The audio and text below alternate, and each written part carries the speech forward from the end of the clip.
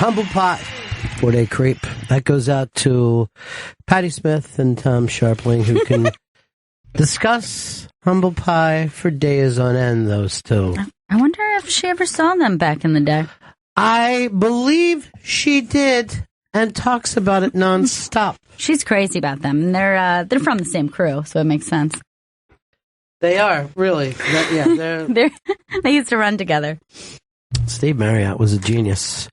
I care not what other thinks. Steve Marriott is a genius. It's the Bennington Show on the last day before Election Day. I'm coming in here.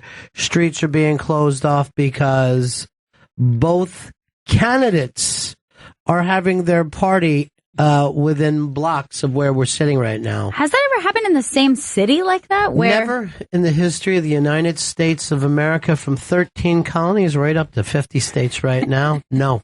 Oh, by the way, I'm Ron Bennington. That's Gail Bennington. Yo. And I'm Ron Bennington. Stay here for your election returns.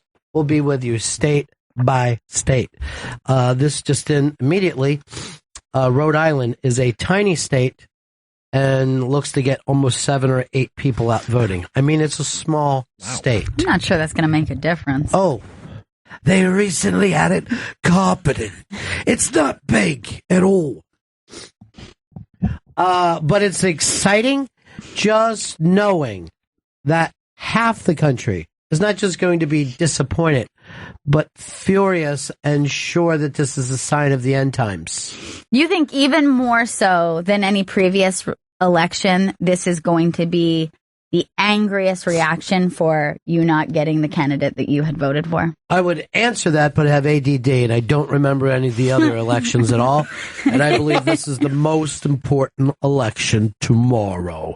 I don't know. The Gore-Bush one was, that was brother versus brother. And, and people did the same things. Not so much I'm voting for somebody, I'm voting against somebody. It's the same shit.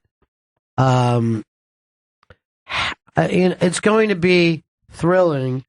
They keep going with like early returns and early vote. I don't know who you can trust, who I can't trust. I don't know what's going on. I don't know who's got the diamonds.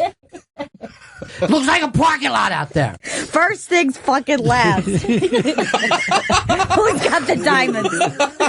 That's how we all feel. This is fucking Reservoir Dogs, and one of the fucking candidates went off like a fucking kill crazy maniac. Bam! Bam! Ron, Connecticut. What's up, buddy? Yes, Bennington, how are you? Good. So I've been following, but haven't heard you comment. Maybe I missed it on the this early voting thing. Why and what's it all about? What do you think of it? Well, first of all, some states are civilized and they open up so they go, you can vote over the next 2 weeks, so you don't have to sit around like an animal in a line like it's fucking Black Friday and you're trying to get a VCR. That's all. That's it. Yes, the early voting, it's not a negative thing. It's not somebody cheating. It's them saying instead of doing this all in one day, you got plenty. I don't understand why everybody doesn't do it. Yeah, I mean, it's weird because I've noticed that there are people out there who are like, this doesn't seem fair. But really what doesn't seem fair is people lining up all day long and then saying, sorry, the polls close at 9, people who've been in line for many hours.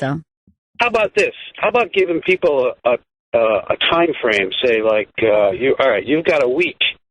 You can vote. Yeah, that's what they do. A group of people. Oh, they do? Yeah, that's what some of the states do, not all of them. I'm in New York City. It's the most crowded place in the world, and they say, okay, everybody come at the same time. And I see everybody from my building at my place, because it's 15 feet away from my house where we vote. And everyone goes like this, where'd you get the coffee? And then you have to be said, I brought it. There's not a fucking coffee sales here. Wherever people go now, they expect to buy coffee. All right, Ron, do you have a prediction there in Connecticut, right on the edge, the swing state of Connecticut? Who's going to win this election? I think Trump's going to win it. Trump is going to win it there. We just heard it from Ron from Connecticut. 844-ROCK-GOD, 844-ROCK-GOD. We could take a straw poll. We could take a straw poll and find out right now I mean, Trump is winning this with a runaway. 1-0. Seems like 100% of the vote so far. Oh, man, humble pie is good. They are really good. It also seems like Patti Smith could have just answered. Like a simple yes or no. You know, first of all, Patti Smith enjoyed the Rolling Stones and talked about it plenty. I don't know what her fucking problem would have been with Mr. Steve Marriott and humble pie. Anyway. The point is this. Sharpling's, who's a co-executive producer of that divorce show, I haven't missed one. Yeah, he's writing on it too, and I think, you know, he writes on all the episodes, and I think they also, like, there's an episode that he kind of wrote just himself. That's the one I want to watch. Yeah. Let me tell you something about divorce. I think when you're married, particularly for a long time, you think about divorce every once in a while, and I've never been in that situation where, I mean, I got divorced when I was a little kid, but it's not so much that I could have, you know, gotten a divorce in this marriage, but I should have. I have the actions of someone, and I'm not even making this up slightly, that they should say, no, that's the end of this. This is ridiculous. So, I always say this, for a good marriage to work, you need at least one good person. Not two, that seems ridiculous. That's a dull marriage. Sure. One good person. One good person who's going to do the right thing. Right. And then one outlier just out there rocking and rolling, you know, seeing what life's all about.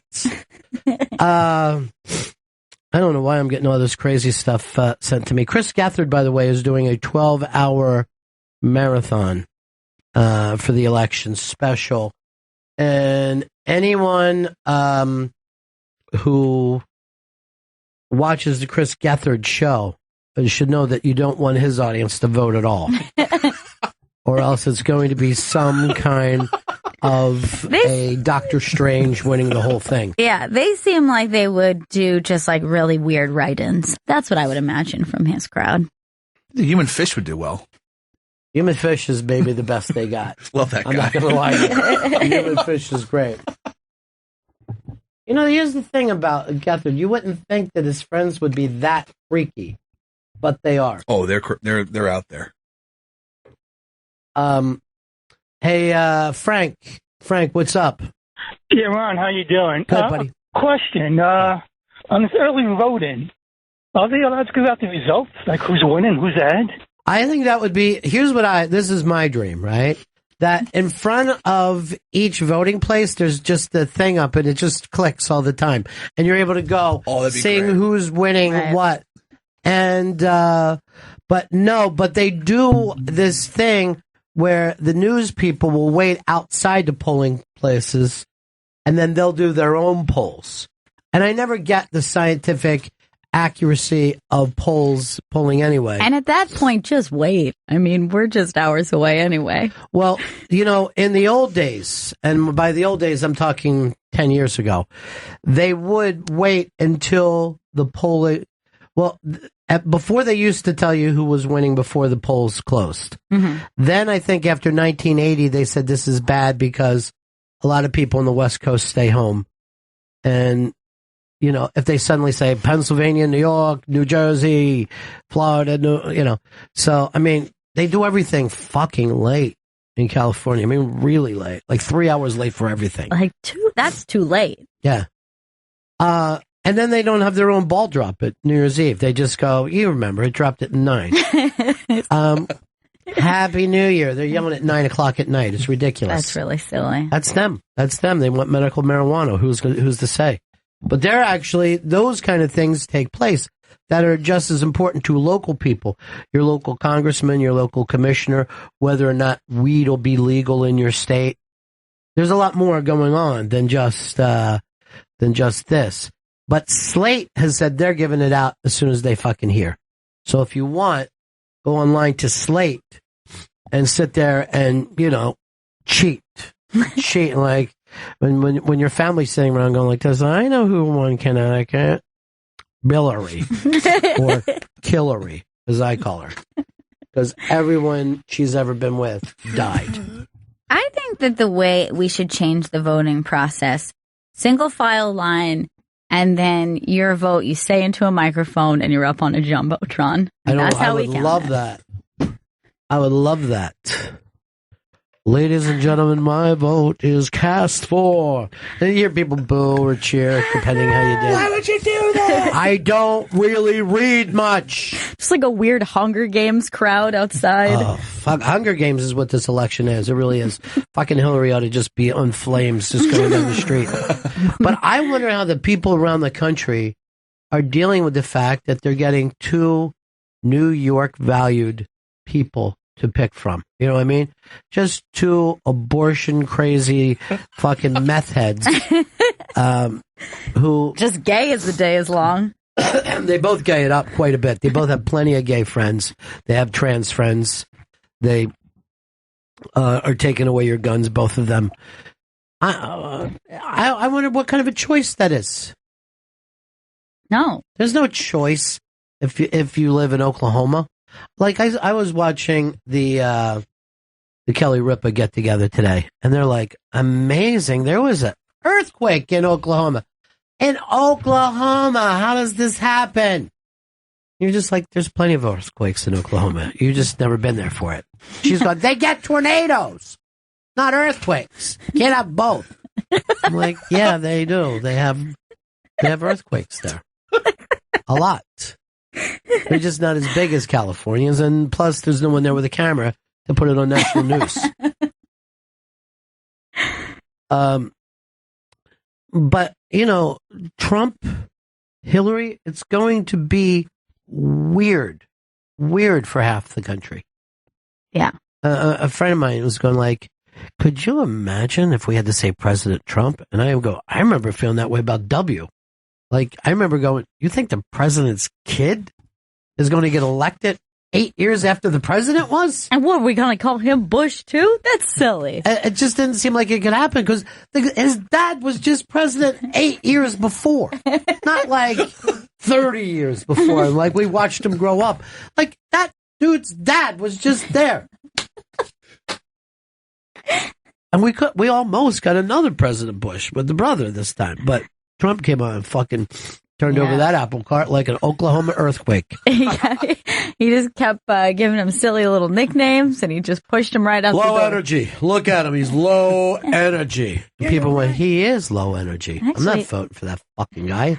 Yeah, and he's kind of a dork. Yeah. Not like us, right? Coke kids. And then later they're going to go, why didn't we go with him? Oh, that's right. Trump was more fun. Here is Matt. Matt, what's up, buddy? Hey, how's it going? Cool, man. Good, man. Yeah, I just feel the need representing Connecticut to negate the last caller from Connecticut because I'm voting for Hillary. All right, so it's 0-0 in Connecticut right now. There's a nil. No vote. There's a nil. Battleground. 844 Rock God, 844 Rock God. And I don't, I know one thing. If you were running for most signs, Trump would win. Most signs. Now, if you're running for most celebrities, Hillary would win. Yeah, that's true.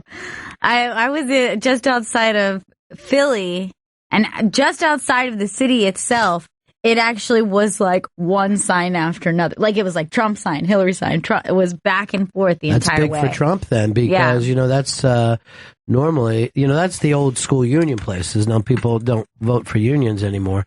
That's why they used to swing Pennsylvania pretty easy. But to let you know how worried they are about Pennsylvania in the Philly area, tonight, both Bill and Hillary are going to be in Philadelphia with their guests, Barack and Michelle Obama, and their guests, Bruce Springsteen and Bon Jovi. Now, that's fucking crazy. Yeah. Shit. Now, if you're on the fence, you see that, you're like, that's a pretty good party. And yet, they said Hillary is going to be playing that weird instrument during Living On, whatever that weird thing. Hillary used to work on the dogs. It's going to be a fucking nutty night in Philly tonight. It's going to be and crazy. Tomorrow night. I mean, we could throw a rock to either place. Hillary is going to be at the Javits Center. Yeah. And about 50 yards from here, Donald Trump is going to be at the Hilton, which seems odd It was to really me. weird choice. Out of everywhere, the fucking Hilton. I wonder why. I don't know. I at least thought him going Waldorf, at the very least. He was getting a kickback or something from the Hilton. You know what? I know that everybody likes to say that he fucking only cares about money. Say he's a businessman. Ever heard of one single person that Donald made money for, though? You mean outside of himself? Like, Yeah. no, I Like don't somebody think said, hey, I was in that business deal. We all got paid. No, I don't think that came up. That's the weird thing about him. I'd like to see more people saying that. Hey, Dave. Dave in Virginia. Good morning. Afternoon, I guess. Hey. How are you? Good morning and afternoon. Yeah. Personally, I think we should dump the Electoral College as a system and just have it be one person, one vote. The reason for the Electoral College in the beginning is no longer necessary is because of travel restrictions way back 225 But if years you think ago. that way, we never would have had W in the White House. You would have gotten Al Gore. I agree completely, but that's the way the populace voted. Yeah. I don't, I really don't know if, I don't know a lot about it, but I get the thing that each state, people they want more state rights. You'd probably get rid of state rights immediately if it was one vote. You know what I mean? Yeah, you think. Because there would be no reason to go out to, I don't know, Utah or whatever. Mhm. They'll go, whatever, vote whatever you want. You're just fucking thrown in the puddle. But you got to win the majority of Utah. And that's a whole different thing than, hey, I lost by, 50,000 votes, but who gives a shit? Right, because there's another state Right. that I'm going to make that up in. Yeah, easily. Like, you'll go to a part of the country that you do really well and work it even harder.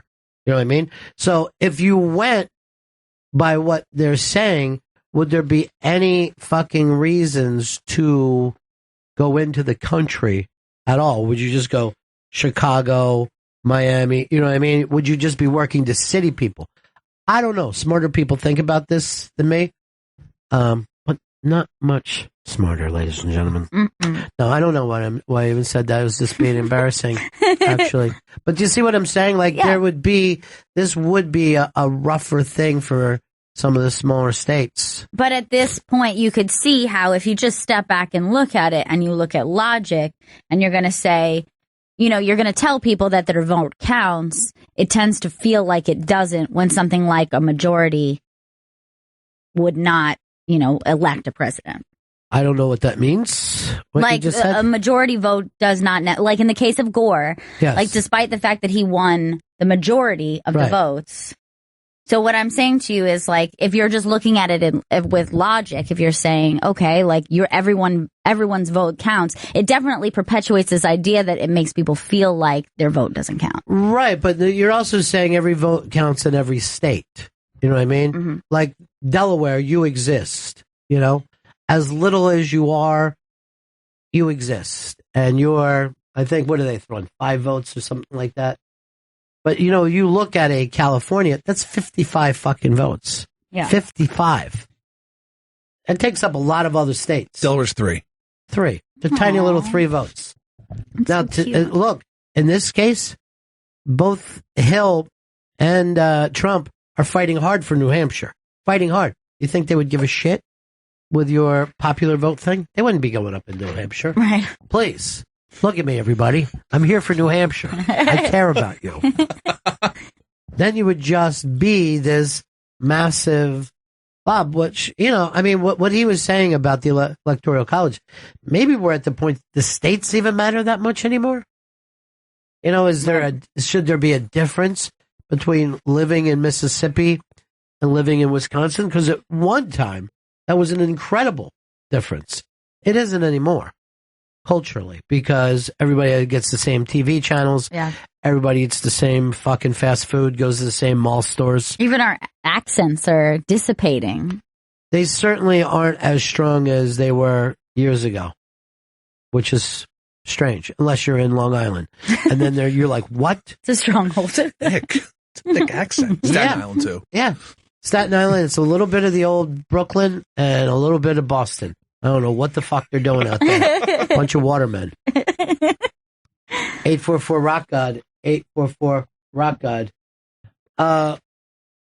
Let's go over to Craig. Craig, what's up, buddy? Hello, Bennington. Hey, buddy. Can I negate the last guy from Connecticut, Sure. Hillary vote, by saying that I'm voting for Trump? All right, Trump just jumped back up in Connecticut. Basically, we're just doing Connecticut today, and that's the important thing about it.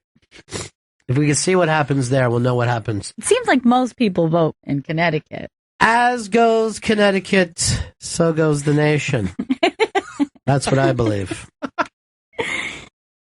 Fezzi said today, he goes, I'm so nervous about this. I'm going to go out and see Joe Biden today. I'm like, I don't know if that'll help, but okay. So just calm his own nerves. I wonder how he's doing down there. Because now, is his family majority Republican or, yeah, right? I don't know if they vote at all. I mean, I don't know. Those people, they don't write. How are they going to vote? You know? I guess they could go put their X on something. They think they signed their name to it. Florida is, you know, is just neck and neck. Nobody knows. Nobody knows really how the swing states are going to go. That's why this thing is pretty exciting. Now, Florida is one of the early voting states. They do vote early. Yeah, because I spoke to my cousin last night, and she told me that her vote is in, and she's very excited. Which one? She voted for Hillary. Which cousin? Seth. Voted for Hillary? Mm-hmm. In Florida? I could get you hung. So that was her first vote? That was her first ever vote, which is kind of strange, right? Like, if your first ever vote and you're voting for a female president, it's really think weird. of it this way. Your first ever vote, you don't get to vote for a black person. I mean, that's crazy to me. I grew up voting where there was always a black guy running. My entire life, a black guy was running for president. I've actually seen, 3 different elections where you could vote for a black guy. Oh, yeah, that's true. Everybody forgets. What was that, 84? Yeah. 84? When Jesse ran? Yeah, I think it was 84 when he wrote part of the Rainbow Coalition. And it was a rainbow that was completely black. But a rainbow nonetheless. Was shaped like a rainbow, maybe? Yeah, I guess that was the big part of it. It was just a big, wavy black line. And off we went. Exciting, though. Chris, are you voting? I plan on voting tomorrow morning, yes. Voting early? Voting early, yeah. And voting often. The story away. Now, are you really going? You're registered for real? Yeah, because I remember voting for Obama 1, his first election. Well, it was the same Obama, right? He just ran twice. I did not vote for Obama 2.0. I believe they counted my vote as well. They let me in. I showed them do I have to show my ID? What do I have to do? No, I don't think they're allowed in the state of New York. Some states it might be different, but I don't believe you're even allowed to ask for ID. Nice. Why couldn't you say that you're anybody? I don't really know. Yeah, that doesn't. I'm not really sure why that is, but I know that I have not had to show my ID. But they're just like, what's your name and your address? And they're like, okay. Oh, yeah. Well, I always go complete 100% cosplay when I show up. Really? Yeah. Who are you going to go as this year? Same as always, Bane. I'm voting for Hillary. This New York City is probably going to look like Bane got elected when we're done. They just fucking blow up the fucking giant stadium, take out the fucking bridges and the tunnels. Nobody cared about me until I cast my vote. That would be great if he did one of those vote or die things. All right, Vito, you can do your bit, Bane. Go ahead. Go ahead. You think democracy is your ally? Well, you look less like him, you sound less like him, but look way more like him. You got that going. Hey, you doing that bit again today where you sleep and you stick your whole head down your neck? No, I don't plan on doing that today. Are you getting back at Chris at all for what he did to you? I've been scouting him out and trying to find something on him. Good luck. Good luck to all of us. Good luck, buddy. I was wondering why you were slamming coffee in there. Vito, are you a voter? I don't vote, but I'm really rooting for Trump. I just spend all day watching the little things go up on Rockefeller Center. Really hope that red flag goes up high. The little things go up on Rockefeller Center. What is that? You never seen the banners that go up Rockefeller Center? Oh. That's how they track the election there. I forgot about that. Because NBC does their thing outside there. Gotcha. I came in and they're shutting down Fifth. They're shutting down all parts of Midtown. It's going to be impossible to get around tomorrow. And I saw this for Trump, and this should really kind of fucking freak him out. The Secret Service says if he wins, they don't want him in that fucking penthouse. Oh, shit. They said, the public can walk in and out of that fucking building. Yeah. He's sitting all the way at the top, so if there's an attack on the building, there's no ways to get him out. And you know how much he loves his penthouse. Yeah, he does. Fucking loves it. He loves it. Looks like no. Now, I don't know whether a president can say fuck you to the Secret Service, because you saw what happened when they thought somebody had a illegal registered gun near him. Yeah. They grabbed him and just ran. I mean, there's no comfortability at all. You don't look cool when someone is bum rushing you off the stage. You just tend look to like you don't matter. Yeah, and you tend to look kind of just like elderly, like confused. Yeah. You know, like that confused thing that happens Right. when you're like, ugh. Everybody looks like Regis as soon as they start to run you out. It seems he was fighting it at first, too, because they were trying to push his head down. Well, because he knows this doesn't look good. I'm a tough guy. And, but you see that look on his face that he couldn't look more vulnerable. And they do that to everybody. After 9/11, the vice president was physically picked up and carried.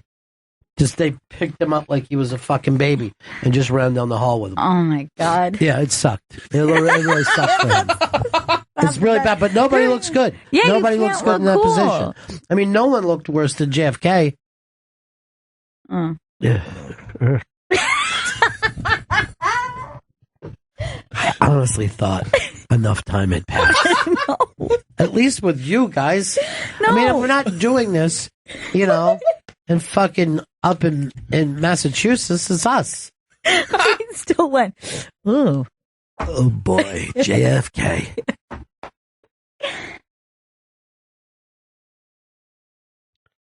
There's Hill is out today. That's her in Philly. Oh no, she's in Pittsburgh right now? Yeah. Got to pull that PA. That's a firewall state for her. Trump needs it bad. Now, if you had to guess if any of the states were to be an upset state, a state that you anticipated or everyone has been predicting one way, it'll go another. Michigan. You think Michigan is most likely to be the upset special? Yeah, I do pick Michigan as an upset special. What about you, Chris? I feel like Minnesota is going to go to Trump. It's crazy. I was watching the local Minnesota feed of the Vikings game yesterday, and they had so many anti-Hillary heads on there. They had bad Hillary impersonators destroying computers. Now let me see that ball game. Yeah. Why don't they focus on their team on it? They've lost 3 in a row. I know they're shit. I don't know if they're shit, but they won their first 5. They're awful. Who do you think a good team is? Thank you. That's the fucking problem. Patriots. Patriots are the only good team in the NFL. Then how is that a fucking league? It is. There's only one watchable fucking team. We're giving away the Joe Montana ball. Mitchell Walters, Jim Florentine, and Robbie Slowick are the only 3 people left. Robbie's girlfriend won last year. Yeah. Casey Balsham. Yeah, she won last. They would be like a crowned king and queen. Yeah, it would be. I mean, they would be the Clintons. They'd be the Billary. Jim Florentine plans to win this for his son. Mm. Wow. And Mitchell Walters said that if he wins it, he'll try to give it to a guy that he owes $32,000 to. It's a $32,000 football. I want you to have it. Plus, I got some other things coming in. I think that makes you guys about square. They're doing that Sam movie, and I'm probably going to be like a creator on that. All of them on week 9 have survived.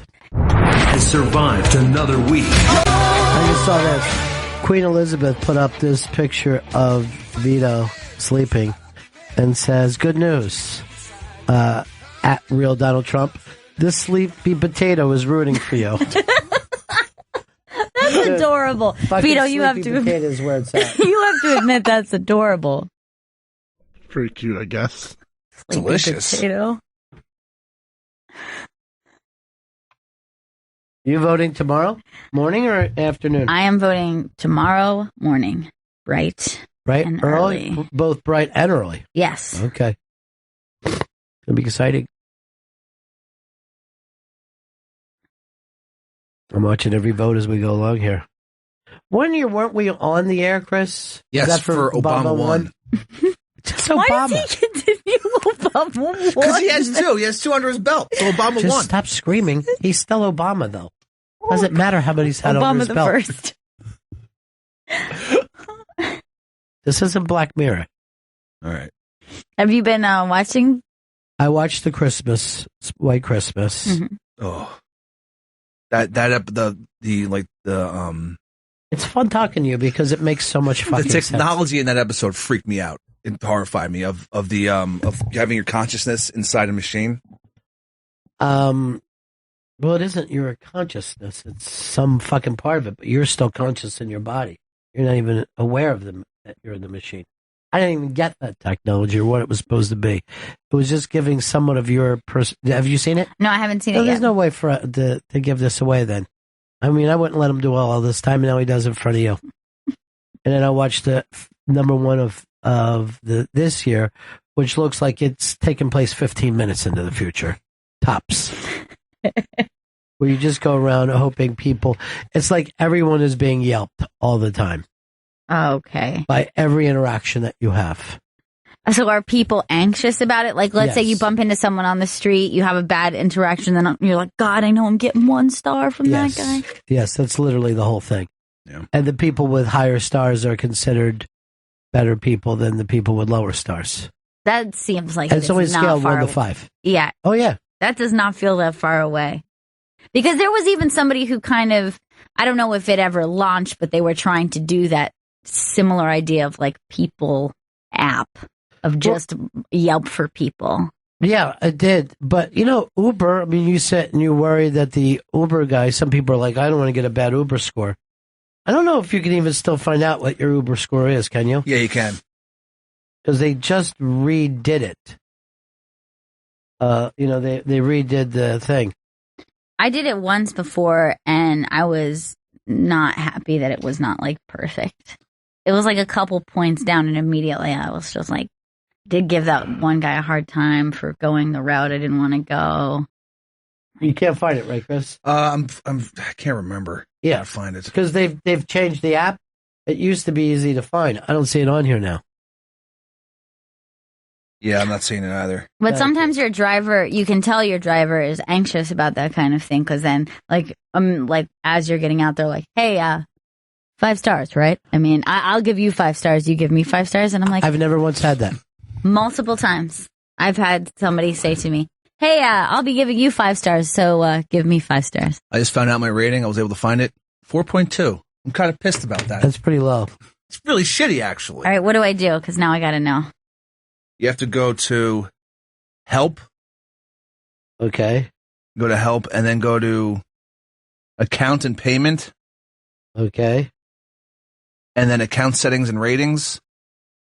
And then I'd like to know my rating. Well, man. I know it's fucking really, it's like 7 really steps. deep. And then hit submit. At least that's how it works. What, just I'd like to know my rating? I'd like to know my rating. And then there should be another page and then hit submit.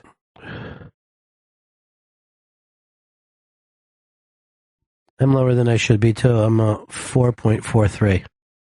Who's shitting on us, Ron?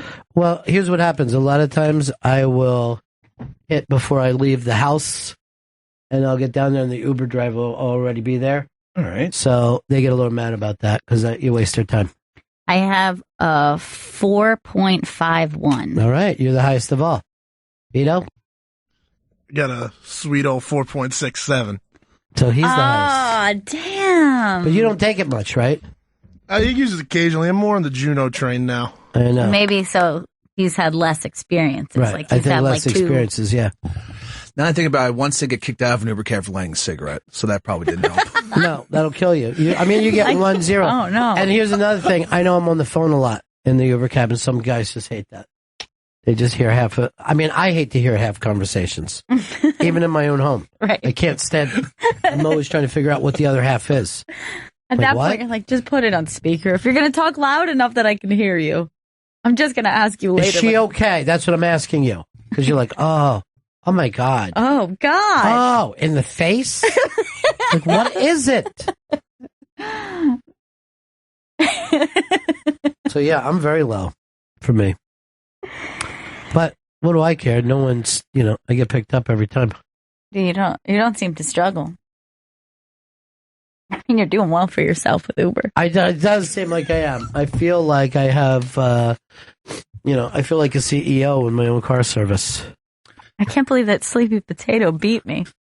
Yeah, but Sleepy Potato he's a fucking, first of all, he's a pool guy most of the time. Yeah. When's the last time you got your own fucking thing? You're getting with 3 other people, they don't know who farted. The pools are the best. You just get in there, you like chit chat with people, or you ignore them. It's up to you. I've never taken a pool. I would never. I never have. I never will. A pool and a bus are the same thing. I'll get on a bus. I was with somebody on Thursday night who took one of those. They were like, just like 5 other people in the car. Yeah. I don't get it. That is the last thing I want. Because if I've made the decision to spend the money and take a car, it means I didn't want to be on the train. It's like I wanted to be like alone in silence, just like sitting there, decompressing, probably just on my phone. Well, I was at Big J's show the other night at that theater that Benson uses all the time. And this girl gets out and is like, I just had a nightmare fucking Uber pool ride. And I'm like, that's redundant. Yeah, it is already a nightmare. The whole thing sounds like a nightmare. I mean, I don't even want to be in a fucking car with friends and family. And now you're saying fucking strangers? Now, by the way, remember when we gave Big J that fucking song? Yeah. He crushed it. Yes! He absolutely crushed it. Oh, man. Now the downside. I don't believe that audience was as familiar with the song as we would have expected. What? Really? Man, I chose that specifically because I was like, everyone's going to know it, and it's great. And I thought Jay could do it. But what was that, very young audience? I think it was we only know the hits. And that wasn't a big MTV hit or even a big radio hit. Yeah, and maybe doesn't have the... Like, if he would have done White Wedding, it probably everybody would like, oh, I know this song immediately.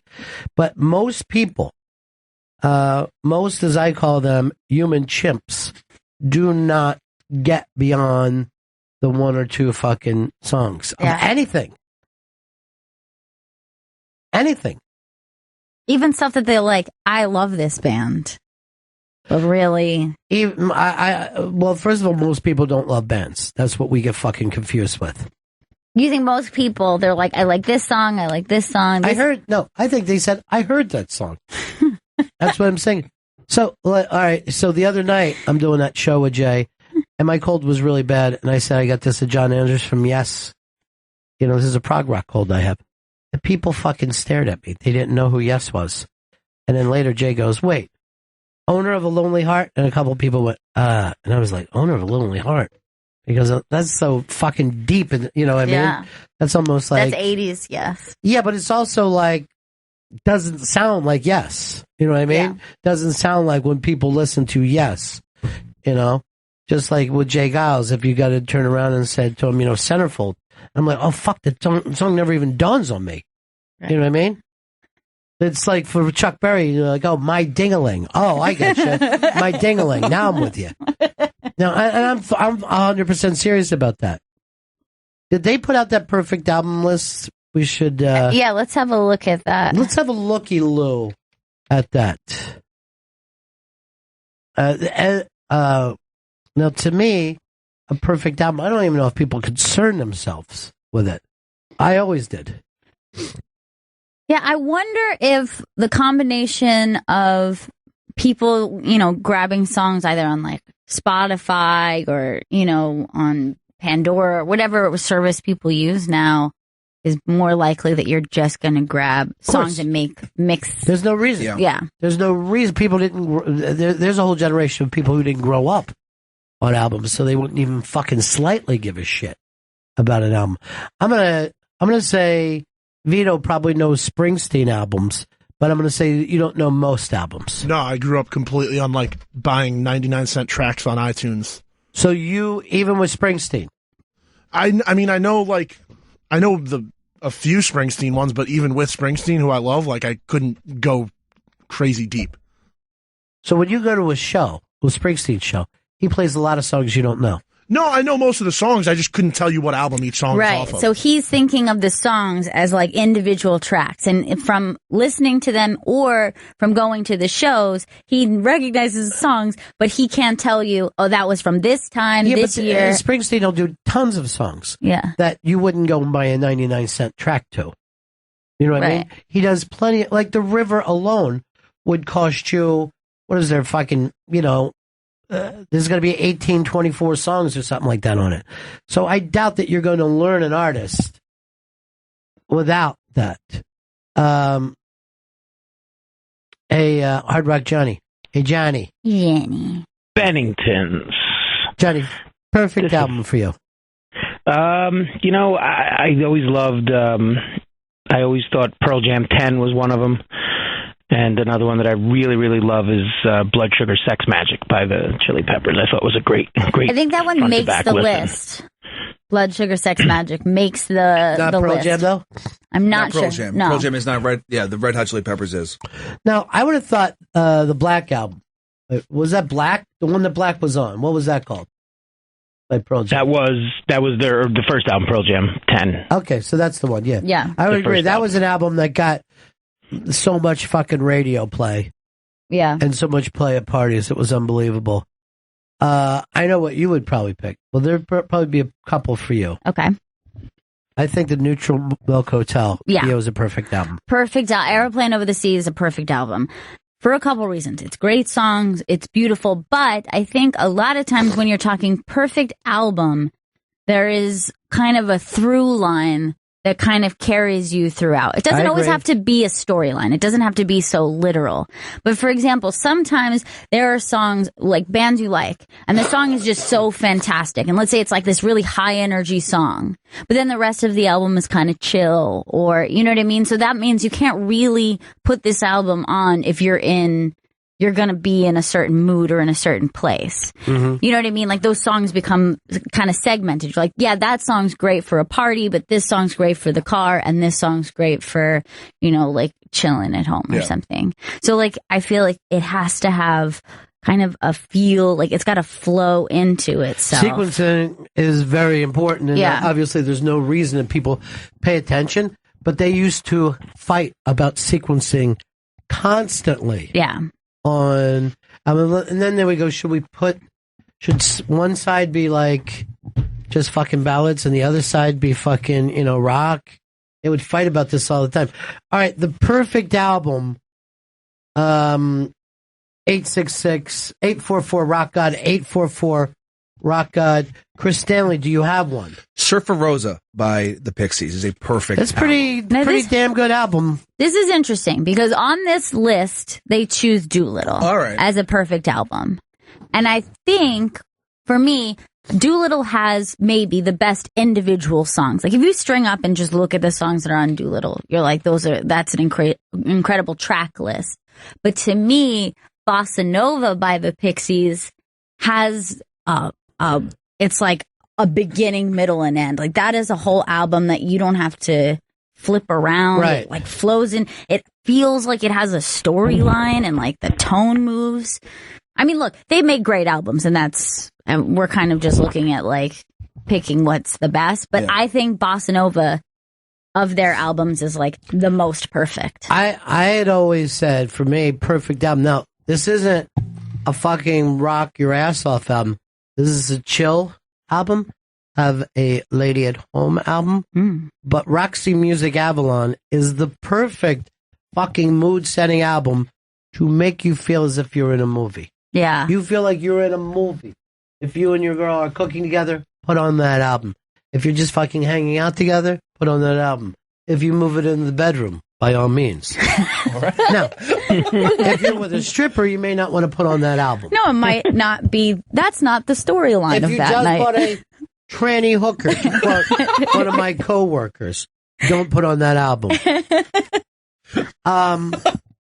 Also, you got to say Dark Side of the Moon has to be there. I know it's an overplayed thing, but it is really a fucking mood-setting album of all time. And that's definitely one that like flows into itself. It feels like it's like one piece of work. Yeah, but Johnny, for a Pearl Jam guy like yourself, can you get into that or no? Yeah, absolutely. I mean, I have another one that would probably shock you. I always loved De La Soul, 3 Feet High and Rising, because it's kind of I think the whole thing follows an arc. It's a really, really one of my favorites. I bet something good happened to you in college while that was on. No, I just listened to it a lot while I was smoking weed. Yeah, I bet something really nice happened to you. No, it's a great listen for sure. All right, Johnny. Looking forward to seeing you soon. Yes. All right, and best of luck to your big Giants with their big upset win yesterday. Way to go. No one saw that coming. No one saw that coming. I certainly didn't. I mean, you went against a Super Bowl championship team on its way. That's fantastic for you. All right, I'm going to give you one, Gail. You have to pick with all the Bowies. All the Bowies, is there a perfect album? Ziggy is a perfect album. I'm afraid not. Why? A little song on it called It Ain't Easy. That has been, and I'm not making that up. It's fucking driven me crazy all these years. Really? It's a fucking cover. There's no reason for that fucking thing to be there. It doesn't match up with the rest of the album. What would you say is Bowie's most perfect album? Boy, that's tough because it could be Low and it could be Hunky Dory. It should be Ziggy Stardust, but if you omitted that track or replaced it with a John Bowie. I'm Only Dancing, something that had come up before, or All the Young Dudes, a song that he had turned around and given away, yes, perhaps. But I live in a world of reality, and there's nothing I can do about that. Tom, in New York City. Hey, Ron. Just for quickly on the Bowie front, I am always partial to Diamond Dogs as a complete album. I love that from beginning to end. Most people didn't. I know, but I did. Okay, yeah, but my album of choice was going to be, for a live album, Lou Reed, Rock and Roll Animal. Well, first of all, I'm going to agree with you 100%. But I don't know if a live album should count as a perfect album. Oh, that one does. No, but what I'm saying is, that should be like, oh, that's the perfect concert. Right, that's the perfect set list. Right. But is that, an album? I'll admit, I don't often listen to live albums. Like, it's very rare. Like, I would listen to maybe a track or two because I remember that track to be really exceptional because it was live. We opened the show today with a live. You don't want to listen to the fucking studio performance of a band like that. Right. You want to fucking hear them live. That was a jam band. I'm sure Fish doesn't have any studio albums you care about. That was always said of the Grateful Dead, even though I happen to like their studio albums pretty much. Let's go to, oh my God, this is Melanie in Toronto. Melanie. Ron, hi, how are you? Oh, no. I know. Did you I catch? Have your cold. She caught that cold from me. Oh, no. I you guys. I kiss you way too much. Seems as though I got your cold. I don't want to accuse you, but if it is, in fact, your cold, I thankfully have it. I don't care. It is all good. Are you back in Toronto now, Melanie? I am on my way back right now. I'm in Rochester, driving back right now, yeah. I wanted to say thank you so much. I swear to God, listening to you guys every single day is like made my whole year. I was on disability and there was some stuff going on, and you guys make me laugh so much. Gail, when you laugh, I laugh. It doesn't even matter what it is. Like, you I just start cracking up when you laugh. Now, but it was such a pleasure to meet you guys. The two people that you had with you in the city, how are they related to you? Okay, those are my cousins. They're my mom's sister's children. Uh-huh. Yeah, when you met them, they just came up from Guyana. So this is their first time in Manhattan, and then they saw me completely freak out over some white dude, and they have no idea who he is. And they're looking at me like, what just happened? I'm like, no, I have to explain later. Don't worry. You guys will figure it out. And we got in the car, and I played you guys when you came on the next day, and they were like, oh, okay. Okay. So they just want to talk like white people. Yeah. And they were like, so which one is which? And I'm like, oh, Chris is the one that hardly talks. So you saw me jump all over and throw my body on him. Yeah, And they were like, oh, you sound funny. Chris, I love you so much, man. I met her over near the 30 Rock building, and like she just jumps out. You know, she's with these two people who look totally freaked. You know, I mean, they're just fresh to the United States. And then I said, come on over. I'll introduce you to the rest of the guys. And she was very happy. And they were like, I guess this is a good thing. I mean, yeah, they did seem a little they're just confused. staring like, oh my God, what is happening? But if you like, ever, they would know. So yeah. If they ever have any trouble in New York City, just get in touch with us. We'll do what we can. Okay. Okay. Thank you so much, Ron. It was a pleasure to meet you guys. Nice to meet you, and you're crazy sexy. Just thank crazy you. sexy. Crazy sexy. So funny. I kept thinking for a second, damn it, I'm married. I heard Chris is single now. What the He's ready to mingle. Isn't that your thing, Chris? You're ready to mingle? Come on, I'm a mingle guy, you know? Get mingling. Are you dating yet? No. You could have been with Melanie. I fucked up. You're an idiot. Fucked up. Are you, I mean, you don't want to go a full calendar year without dating, do you? Come on. I don't know what's going on in my personal life. Why? Should we find somebody for you? Should we Tinder you up? Should I Tinder? Yes. No, you shouldn't Tinder. We should find somebody for you. You're going to pick bad again like you did last time. I don't think that's an awful thing to say. He failed at a relationship. That's what happened, you know? I fucked it all up. No. She did, Chris. You're the good person. She's the bad. You know this isn't true. What's that lie to me? Turtle, what's up? My hot buddies. Hey, Ron, I have to tell you, the only perfect album out there, in my opinion, is Eat a Peach by the Allman Brothers Band. No, I understand. Genius. I understand where you're coming from. It's a great one. But if someone said, I don't know the Allman Brothers, I'd throw in the live one. I'd throw in the Fillmore. But I respect that not only does he think it's their most perfect album, he said there's not any other perfect albums. There's only one. I get it. Some people... No, by the way, have we picked the number one perfect album yet? Have we come close? I don't know if we've come close. I mean... No. I mean, according to NME. Yeah. Have we picked their number one album? No. Oh, okay. Let's go over here to Rob. Hey, Rob, what's up? What's up, Ronnie? What's up, Gail? What's up? Hey, you guys.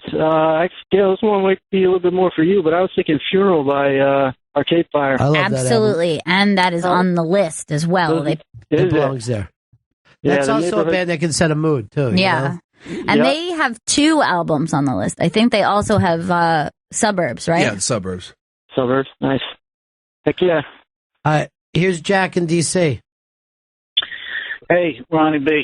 I saw a group of, like an ensemble group of musicians play Moondance from beginning to end not long ago, and holy shit. It's great. There's no doubt about it.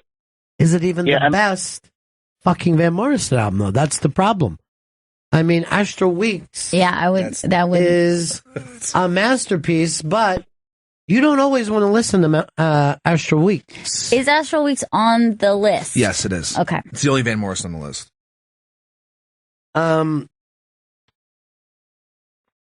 What about any Stones on there? Exile on Main Street. Oh, dude, you want to sit and fucking play with it. You just don't yell it out. Like, this is, look at me. Yeah. This is conversation time. Not fucking, hey, let's end the conversation. Random fact time. Because we could have sat around and did a couple different albums with it. Anyway, looking for that perfect album. And literally, you might need a perfect album tomorrow night while everybody else is freaking out to the election. Yeah. What's your gut tell you? Not who you want. What's your gut tell you? I think it's going to be Hillary, and that's my gut. It's not, I'm not... That surprises me. Because I saw 55 Trump signs on the way here today. 55. Oh, no. Here is Dave. Dave, what's up? Hey, Bennington. Hey. What I think is the perfect album, and it's I think stood the test of time, and it's probably a little overplayed, but Appetite for Destruction, Guns N' Roses. It's pretty much. Well, Appetite for Destruction is certainly the best thing Guns N' Roses ever did. It is the Guns N' Roses sound from Jump Street. Yeah. It's one of the great first albums of all time, which is something I like to talk about. The Pretenders are another band that came out and sounded fully formed. Yeah, their first album. It's probably a perfect album, despite the fact that Space Invader is on there. I need a lyric, boys. You know? Let's get a hold of Chrissy and let's get a lyric going.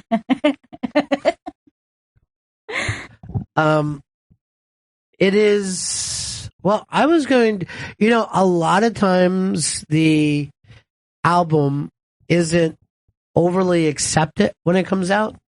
And I was thinking Weezer with Pinkerton for that.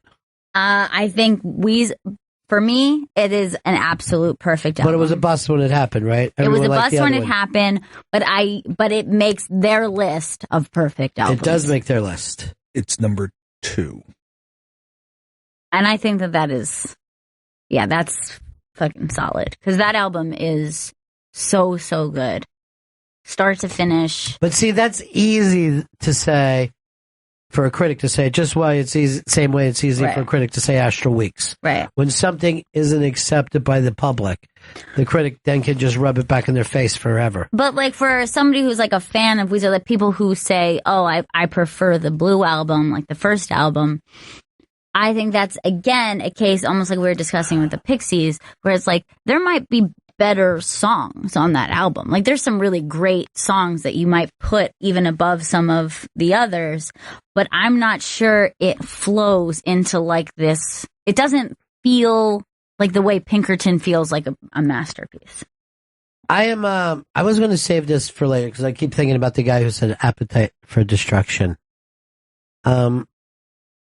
I was at that Big J show the other night, and it was a really, really fun night. And Mateo Lane came out, and he sang a Celine Dion song, and the place went crazy, and they were singing along with him, and everybody loved it. And then everybody comes out at the end of the show, and they do that last song. And Mateo Lane is on stage next to Hassan Minaj, and the song that they had picked was a song called Sweet Child, Oh My, of Mine, by a little band called Guns N' Roses. Hassan and Mateo stood next to each other, looking at each other, looking at the lyrics, and did not know the song, and did not attempt to sing the song. Wow. That's weird because I think of Mateo as so musical, and I understand it's not his wheelhouse, but I still would have thought that he would know that song. Now, I was watching the show next to your buddy from Gas, the guy who owns Gas. Ralph Sutton. Ralph Sutton, yeah. And Ralph is grabbing me and screaming me, these fuckers don't know Sweet Child of Mine. How could that be? And I'm like, I couldn't answer you. I don't understand how you could get around it. Yeah, because that's not even like, oh, why don't you know? That just feels like it's part of the fabric of music. Yes, that's like saying, you never heard Uptown Funk. That's how big Sweet Child of Mine is. Now, if they said, yes, I know the band, and yes, I know these songs, but I've never just listened to Appetite for Destruction start to finish, that would make sense. But to say that you don't know a song that to me was unavoidable. You can't sing along with Sweet Child of Mine is ridiculous. If you're an American. I can see Melanie coming up from Ghana. You know what I mean? Her cousins. They're like, what is this? Right. I mean, they didn't know who Chris was. Well, that would make sense. Chris, if you would fucking get out and play the game, you could have a very fucking sexy girlfriend. Very sexy girlfriend. We just get rid of her husband first. And I think I know the exact way. How? Poison. Oh, my God. Yeah. Dump out of that. I was going to say that because we saved that because we have Mateo coming in later on. But I have to tell you, I was freaked by it. Freaked the fuck out. Here is Nick in Delaware. Hey, Ron. Hey, Gail. Love the show. I was thinking back to an interview you did with Art Garfunkel, and you two were talking about how, like, programming the actual tracks on the album is kind of like a lost art form, and I totally agree. And that's why I think Blood on the Tracks, because that album to me just kind of touches every little range of emotion. Even though it's a divorce album, there's some angry songs, there's some bittersweet songs on there, but I thought that was one that got the programming perfect, in my opinion. I could not agree more. Everybody always goes, when they talk Dylan, it's always the 60s stuff. But I honestly thought that he peaked in the 70s, and I'm going to agree with Nick that it was Blood on the Tracks. That is a fucking genius album. Yeah. Genius album. And that, again, is like one you can just, like, you put it on, it's like you go into a certain state. Absolutely. I even think that has its own different type of cinematicness to it, you know? There's stuff on there that makes you want to cry, even like You're Gonna Make Me Lonesome when you go, and you're just like, oh, You're that's gonna halfway. make me lonesome when you go. But thanks, guys. Great show. Yeah, Simple Twist of Fate. That's a fucking genius. This is all genius stuff we're talking about here. That's a perfect album. Where's that show up? Where's the number on that, Chris? And you can just shout it out now. You don't have to. Not on the list. Not on the list. I just fucking explained to you that it's a genius album. There's no Bob Dylan on the list. Okay. Let me ask this just to make sure. Is there a Beatles album on their fucking shitty list? No. There's no perfect Beatles album. What? I'm searching. They've never made a perfect album? That's funny because normally there's only two groups that are ever mentioned in greatest album of all time. The Beatles and the occasional people will go, all right, we're going to say Pet Sounds is a better album. And quite frankly, that is just done to keep the game interesting. Pet Sounds isn't on the list. Is any Floyd on this album? Because I brought up on this list, I brought up Dark Side of the Moon. Wait, hold on. You just said Pet Sounds is another. Because that was like my next thing. Like, that's got to be number one. It has to be. No, number one. Are you too busy talking about Pinkerton? Yeah, but that's the thing. Like, Pinkerton, literally, when I heard it, I was like, oh, I get it. This is their Pet Sounds. Like, I use the analogy of that being the original perfect album. Oh, why that happened? They pushed Pet Sounds off the list. No. Congratulations, people. I hope you're happy. I hope you're pleased with what you've done. By the way, I really do feel bad about Melanie's cold. Yeah.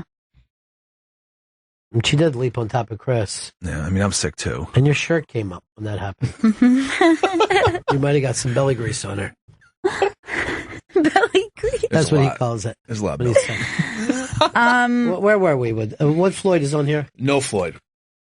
So no, this is because I would have put fucking Wish You Were Here on that fucking list still. Is this like most recent perfect album? Let me guess. This is called Albums We're Not Supposed to Trip To, because they've taken off any fucking album that you should drop acid to. Every single one.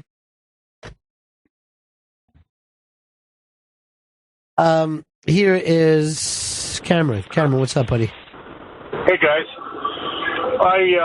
I think it's really cool when you do this on the show, because I like hearing as I'm listening to the commentary, and it's interesting how much we all care what the three of you think. I think it's great.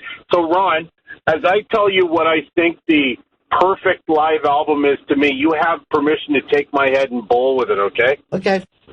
And Chris, don't steal Ron's bit. So, I think the perfect live album is James Brown's Live at the Apollo. Well, it's a goddamn great live album, that's for sure. That is for sure. I feel like it was a groundbreaking album. It was groundbreaking, and people started doing them after that. So yeah, it's an amazing album.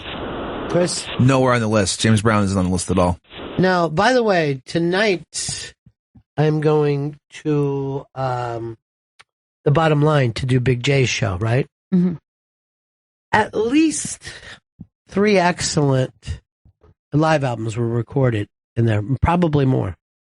One, Randy Newman, which gave Gail probably heard a lot.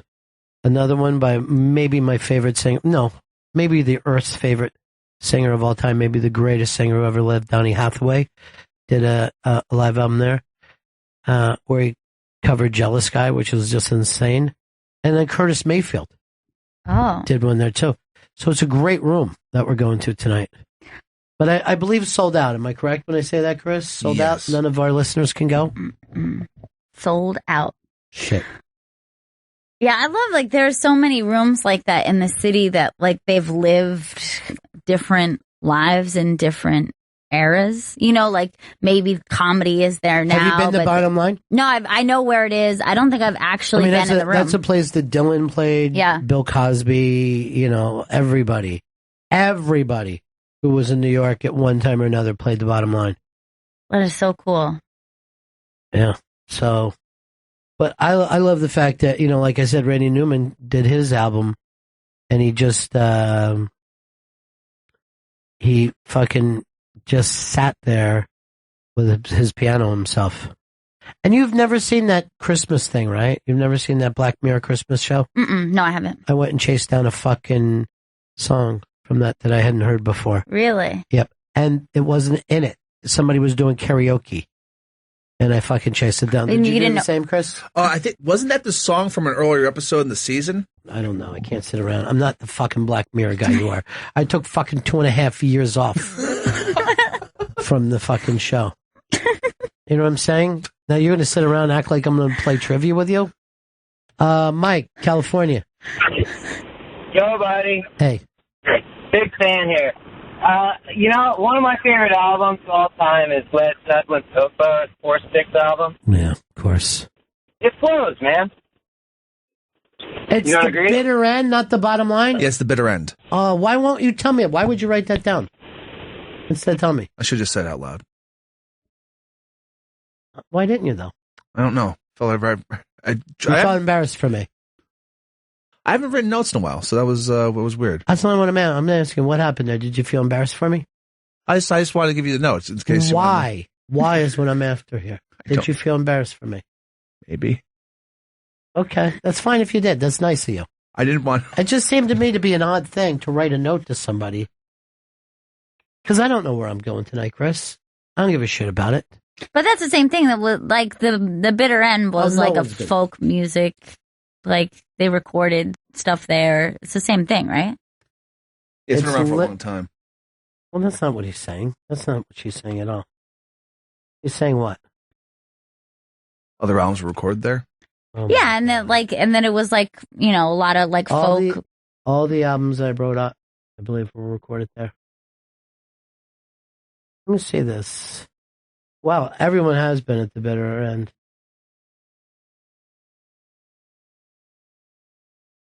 That's fucking pretty cool. This was actually a poetry place for a while too. Yeah, like that's what it's like. Really cool when those rooms, like, they had just like different existences in other eras. This is what fucking Chris didn't even fucking say. The iBank texted him, and he's not fucking admitting anything. Why were you fucking lying to me? Why do you lie? I don't know. Why won't you just say, "Hey, I just got a text"? What is this cover? I feel like I can't. Because I'm not supposed to get text. I'm not supposed to look at my phone. Oh my God, you're not a child, Chris. You can say "fuck you." I'll look at my phone anytime. I don't want to bother you. Oh my God. Oh no, we don't know if it's sold out. Well, how would people know if they want to come? I'd love to have some of our listeners there. I'll check with my producer. Oh no. In the meantime, he's writing up It's going to be a great fucking show, though. Casey, what's up? Hey, what's up, Ronnie? How are you guys? Hey. You were just talking about the different rooms, how they've lived different lives. I just worked at the Apollo for a full week. That's some crazy history in that place. The Apollo is one of the most amazing fucking rooms I ever walked into. What were you doing there for a week, man? I was working for Conan O'Brien. We were shooting there for a week. Oh, yeah. Yeah. I was calling, and I understand that when you're talking about the greatest album or the greatest albums, you kind of have to appreciate a pretty good cross-section of the planet and people and races and everything, so it's pretty hard to say who's the best. Mm-hmm. But for coming from a white guy in Los Angeles, OK Computer, Radiohead, pretty hard to ignore. I would agree with that. And there's also an album that you put on and your mood is going to change. Yeah. Correct. Okay, guys, thanks for taking the call. Talk to you later. Similarly, I would also throw in, because we've discussed this before, that Play by Moby, I think, from start to finish, it's got this really amazing thing where you don't feel like you need to. But did you ever notice when you get at the end of that, there's some weird shit? Like he's just, like there's just some noise playing, you know what I mean? I think it's cool. I think it gets kind of like. I feel like it gets very, it ain't easy. I don't think if you're going to talk perfect album, you can be easy on someone. You know what I mean? You have to say, this is the most difficult thing ever. And a 4.9 ain't a 5. I can tell you right now from the way I get in fucking cars. I'm a 4.4. Okay, Oh my God, Computer Mike. not on the list, by the way. It's not. No. There is a Radiohead album on there. Which one? In Rainbows. Which is from like 3 albums ago. Yeah, like that. I was going to say that's kind of not okay, that. before Computer before that. Look, there's the president in New Hampshire. New Trying to get out Hampshire? that vote. Trying to get out that vote. I'll tell you, the fact that they're at firewall states or blue swing states as opposed to is not a good sign. To see them in Pennsylvania, not a good sign. Not a good sign at all. You would not expect to see them in states that people had won for a long time. Hey, Alex, what's up? Yeah, I was going to say Nirvana's Live Unplugged in New York. I can listen to that album straight through. I don't have a problem with any track. Now, how many songs are on that? Because that's almost borderline EP, that fucking album. It is short. I mean, is it like an hour long or something? Yeah, it's only like it's 42 minutes 10 long. songs maybe. And how many songs? It's only like 10, I think. 14 songs. That's enough for an album, but a lot of covers, you know. Look, if that's your perfect album, I don't know. It's not my favorite Nirvana album. I get why people would listen to it, though. Jason in New York. Hi, guys. How's it going? Okay. The album I'm picking I love because of the musicianship. Keith Richards is on it, and it just sounds like such a tight album, and that's Rain Dogs by Tom Waits. I like the album, but not even my favorite Tom Waits album. What is your favorite Tom Waits album? Closing Time. Goes without saying. That's easy. Pez. Cherry flavored Pez. Amanda. Amanda, what's up? Hello, Bennington. Hey, darling. Fleetwood Mac Rumors is my perfect album, although Tusk, although not a perfect album, is a close second. I agree that Rumors is a perfect album. I kind of sometimes prefer the previous one, the Fleetwood Mac. Let's I feel like I have to look back and forth because I listened to both of them a lot. But if I had to judge between the two of them, Rumors made the list. so Rumors went in, not the other. Well, that's the big selling album. Right. But the Fleetwood Mac album is the one that was like so surprising because you hadn't heard that sound before. You know what I mean? Yeah, I think looking over the two tracks, I might personally go with Rumors, but I love them both. They're both fantastic albums. Art, what's up? Hey, yeah, I'm thinking the Clash, London Calling. 2, pretty big hits on it. Lots of great reggae and ska influenced music, and I couldn't agree more. It's a fucking unbelievable album. It was a punch to the jaw for everybody too at the time. Here's Ryan in Minnesota. Hey, Beck's Morning Phase, start to finish. That's one of the best albums I've heard, ever. Well, Kanye disagreed with you and ran out on stage, but I agree 100% with what he's saying. This is probably the last album that I completely fell in love with. Yeah, It is unbelievable. Yeah, I was really floored by that album. And I was excited, like, when I heard that it was coming out. I was like, oh, cool, Beck's putting out. But I was really shocked how fantastic it was. Yeah, there was no weird for the sake of being weird. You know what I mean? It's also a great title. It's a great album. Great all the way around. Congratulations. Viva la Beck. Beck forever.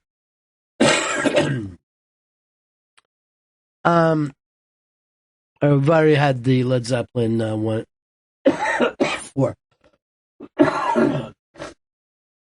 That's on that album, Rock the Suburbs. This is the reason we have a suburb, because of Led Zeppelin. In fact, Suburbs by Arcade Fire wouldn't exist if not for that album. Because there would be no suburbs.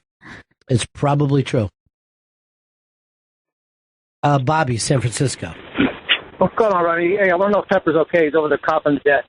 Yo, Ronnie, San Francisco, we used to run around there. I think it was 84. Unforgettable Fire, we used to run around a place called the Boy Tivoli. It used to be an old heroin den. Yeah. And for some reason, that puts that block in my life during that time. It just reminds me of that running around the city. All right, fantastic. All right, now I'm told there are some tickets left for tonight's show. You got a link up on the Interabang, and if you use the code IBANG, the tickets are free. Now, I don't know who is all going to be at this show, because that's up to them. This is Big J's show that he does for CISO. I will tell you, last night, the legendary Tony Clifton was there. What? Tony Clifton, who used to work with Andy, what's his name back in the day? Andy Kaufman. Andy Kaufman. Some people used to even believe that they were the same people. We found out tonight, if they were, Andy Kaufman was there last night. So go to the Interabang and hit it up. Tonight should be a great show. I understand one of the people with me are just won New York's Funniest, and that's Tim Dillon. Nice! And congrats to Tim Dillon. I also expect Dan Soder to be working the crowd, and I hear Lisa Traeger may be stopping by. So go there tonight, or go right now to the iBang, click in, and it's a live television taping tonight. You can get free tickets by going to the interabang.com right now, the interabang.com. Here is Justin. Justin, what's up, buddy? Yeah, I think Nine Inch Nails' The Fragile is a perfect album. Double album. Dr. Dre made an appearance. He made a personal beat on there for Trent Reznor. It's awesome. It certainly was the peak of that whole Nine Inch Nails thing, and that was one that I listened to constantly when it came out. What year was that about? Like early 90s? Early 90s. Yeah. Yeah, that was a really great one. Chris is looking up the year now. Finding it now. It was 99? The Fragile? Maybe that's before maybe that's where I was confused. Downward Spiral was 94. Yeah, okay, that's the one I was thinking. That's the one I would have picked. I don't think I know the other one then very well. You heard the first album. Same thing. Okay. I like it then. More. Jay, what's up? Jay, what's happening, buddy? Once, twice? Looks like we lost you. Maya in California. Maya, perfect album. Good morning, Bennington. My perfect album is Dire Straits, Brothers in Arms. Fantastic. It's a damn good album. I do really like that album a lot. Very, very strong. I like that band a lot. Well, what's not to like? Here's Vo, or VO, in Tennessee. Yeah, it was Bravo Oscar, not Victor Oscar, but yeah, I'm thinking Pink Floyd, and it's like a book. Which one? The Final Cut. Man, that's like my fifth or sixth favorite fucking Pink Floyd. Your phone's fucking up. I would have loved to talk to you more. Benjamin, L.A. Hey. It's a toss-up between a lot of Beastie Boys fans, but I'd have to go with Check Your Head over Paul's Boutique. I think it's Paul's Boutique for me. Really? Yeah. Well, you've been living in New York. That's a New York thing. You know what? There may be some truth to that. There may be some truth to that, dude. What about for you, Chris? It's Paul's Boutique. Yeah, for me too. Wow. Don't take it the wrong way. We're all in the same team here. Really Check Your Head? Chuck, Georgia, Chuck. Hey, Ron. Yeah. To me, the perfect live album is Live Bullet by Bob Seger and Silver Bullet Band. Well, I see Chris giggling with you, but I will agree that it's a fantastic fucking album. And if fucking Bob Seger grew up in Jersey, these guys would be jacking off on him like he was a genius. But we weren't looking for perfect live album. Right. There can be a perfect live album, I guess. Like Cheap Trick's album, you think? There's plenty. Yeah. Jay Giles has had 3 amazing fucking live albums. I'd probably put as my top 3 of all time. The Fillmore with Allman Brothers. It's got to be there. Doug, Canada. Yeah, how are you today? Hey, good, buddy. Hey, I really like that last gal called in about Rumors. That's an excellent album. Yeah, it is. Yeah, but like one of my favorites all time was Frampton Comes Alive. There was a time that one sold the most, didn't it? There was a time, if you lived in suburban United States, that if the police pulled you over, you had to show them your Frampton Comes Alive album. Well, sure. Everyone had that. It sold the most, did it not, of all time to date? I don't think know. anyone's beat it. I don't know if that's true, but Lines on My Face was always my favorite. And then we saw him do that here. Yeah, that was so cool. That was really, really Hold phenomenal. on, Anthony Cumia is on CNN right now being interviewed by Whip Blitz. Look at that. That's Another World, Anthony Cumia. That's if things didn't go wrong. It's very different. Very different outcome. I don't know if he looks as happy, though. No. Anthony's always happy, no matter what's going down. Here is Trevor in Canada. Trevor. Hi, how are you? Hey, what's up? Foo Fighters, self-titled. Foo Fighters, very, very surprise band and very, very solid, consistent band. What I mean by surprise band is I didn't expect that thing to happen the way that it did. And to like stay so strong and kind of relevant Consistent, throughout. right, yeah. It is like the amount of great rock songs that they've written. Very difficult thing to do, as we learned on this show before. Although I don't think I've ever pored over one Foo Fighters album. Like I was like, oh man, I just listened to this over and over and over. And I have always liked them and thought that they were great songwriters. Yeah. That's interesting. Paul Simon was just on CBS Sunday Morning, and his work seems to be getting more complicated. He's going like the exact opposite way of you expect an older person to go. He's 75. Yeah. And there's more like whistles and bells in his albums than ever. What's your perfect Paul Simon? What is the perfect Paul? Like solo stuff, or can it be? Well, you can do whatever you want. I'm not going to hold you to anything. I don't know. I have to think How about for you, Chrissy? Graceland. Really? Yeah. You like that whole tribal thing in the background? I do like that a lot. I would easily pick Hearts and Bones. To me, that's the fucking genius album. Didn't do well with the public, didn't do well with the critics. I say fuck them both. Fuck them in their ears. And I'm willing to fight to the death over this. I'll fucking turn this place into Waco. And you're never going to get me out of here. I'm never going to change my mind. I'll be fucking blasting at the windows. People hear that? I don't know whether everyone's going to get that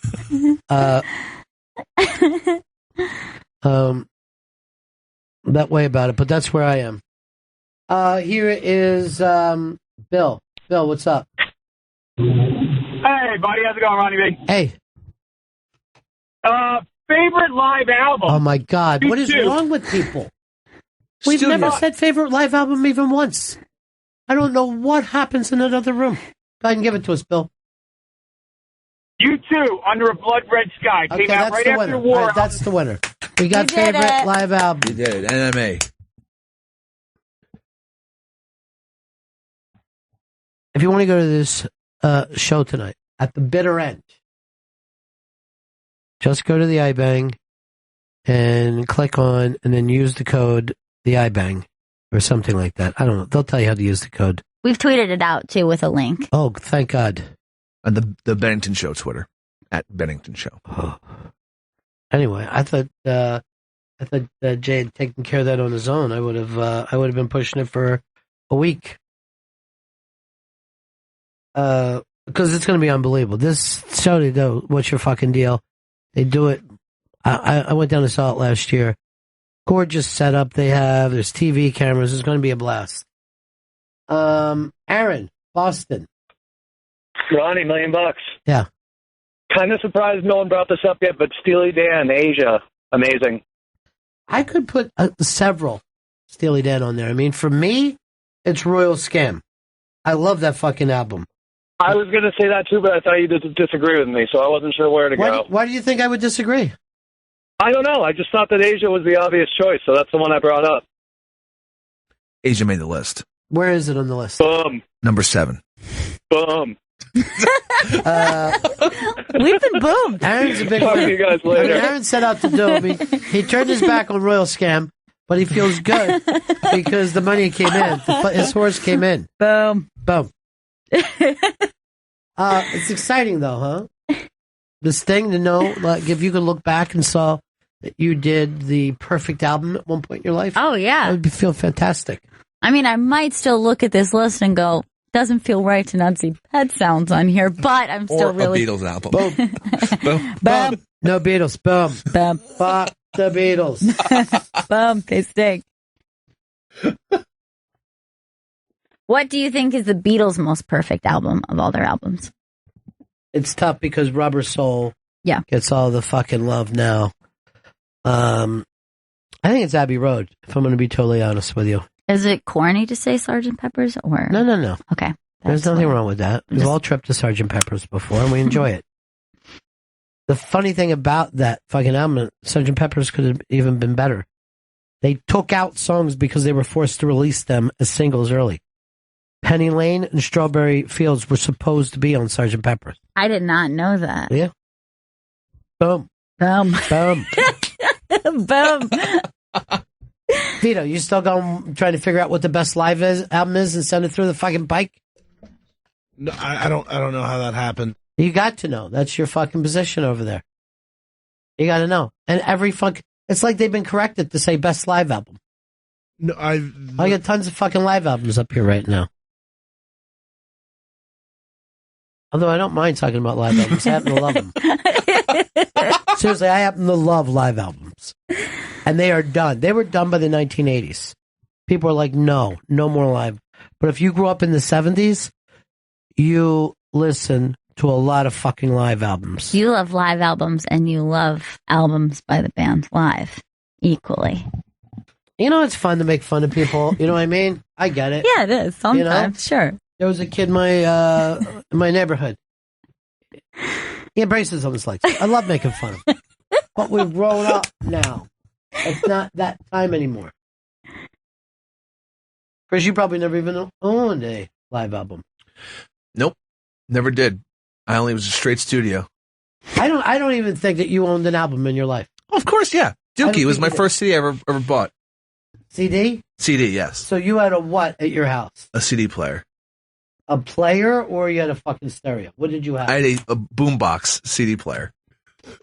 That's the saddest fucking thing. Why is it sad? I had to listen to music somehow. Yes, that's what makes it sad. I think actually what you're stating makes it sad. Dookie, if it was not my first, it was one of my first that I was like, I need to own this. You were fucking crazy about that. I loved that album. That and Sublime, self-titled. That was Sublime. Sublime. I pronounced that very strangely. But that was many years later. A couple years later. No? That was the same year. Cannot be. Dookie came out. Unless I'm on crazy pills. Dookie came out in 94. I think it's about the same time. I think he's closer. No way! Sublime, self-titled, came out in 96. All right, so he had 2 years. I did a lot of changing in those 2 years, I guess. No, you're right. I felt like a different woman, but you're right. By 96? Everything was different. Oh my God. I also probably did not own that album in 96. Could be why I'm thinking that. I probably did not own that album until like 97. So that could be my distance. I listened to that album over and like constantly. Oh yeah. Oh, I was nuts about that album as a kid. Nuts.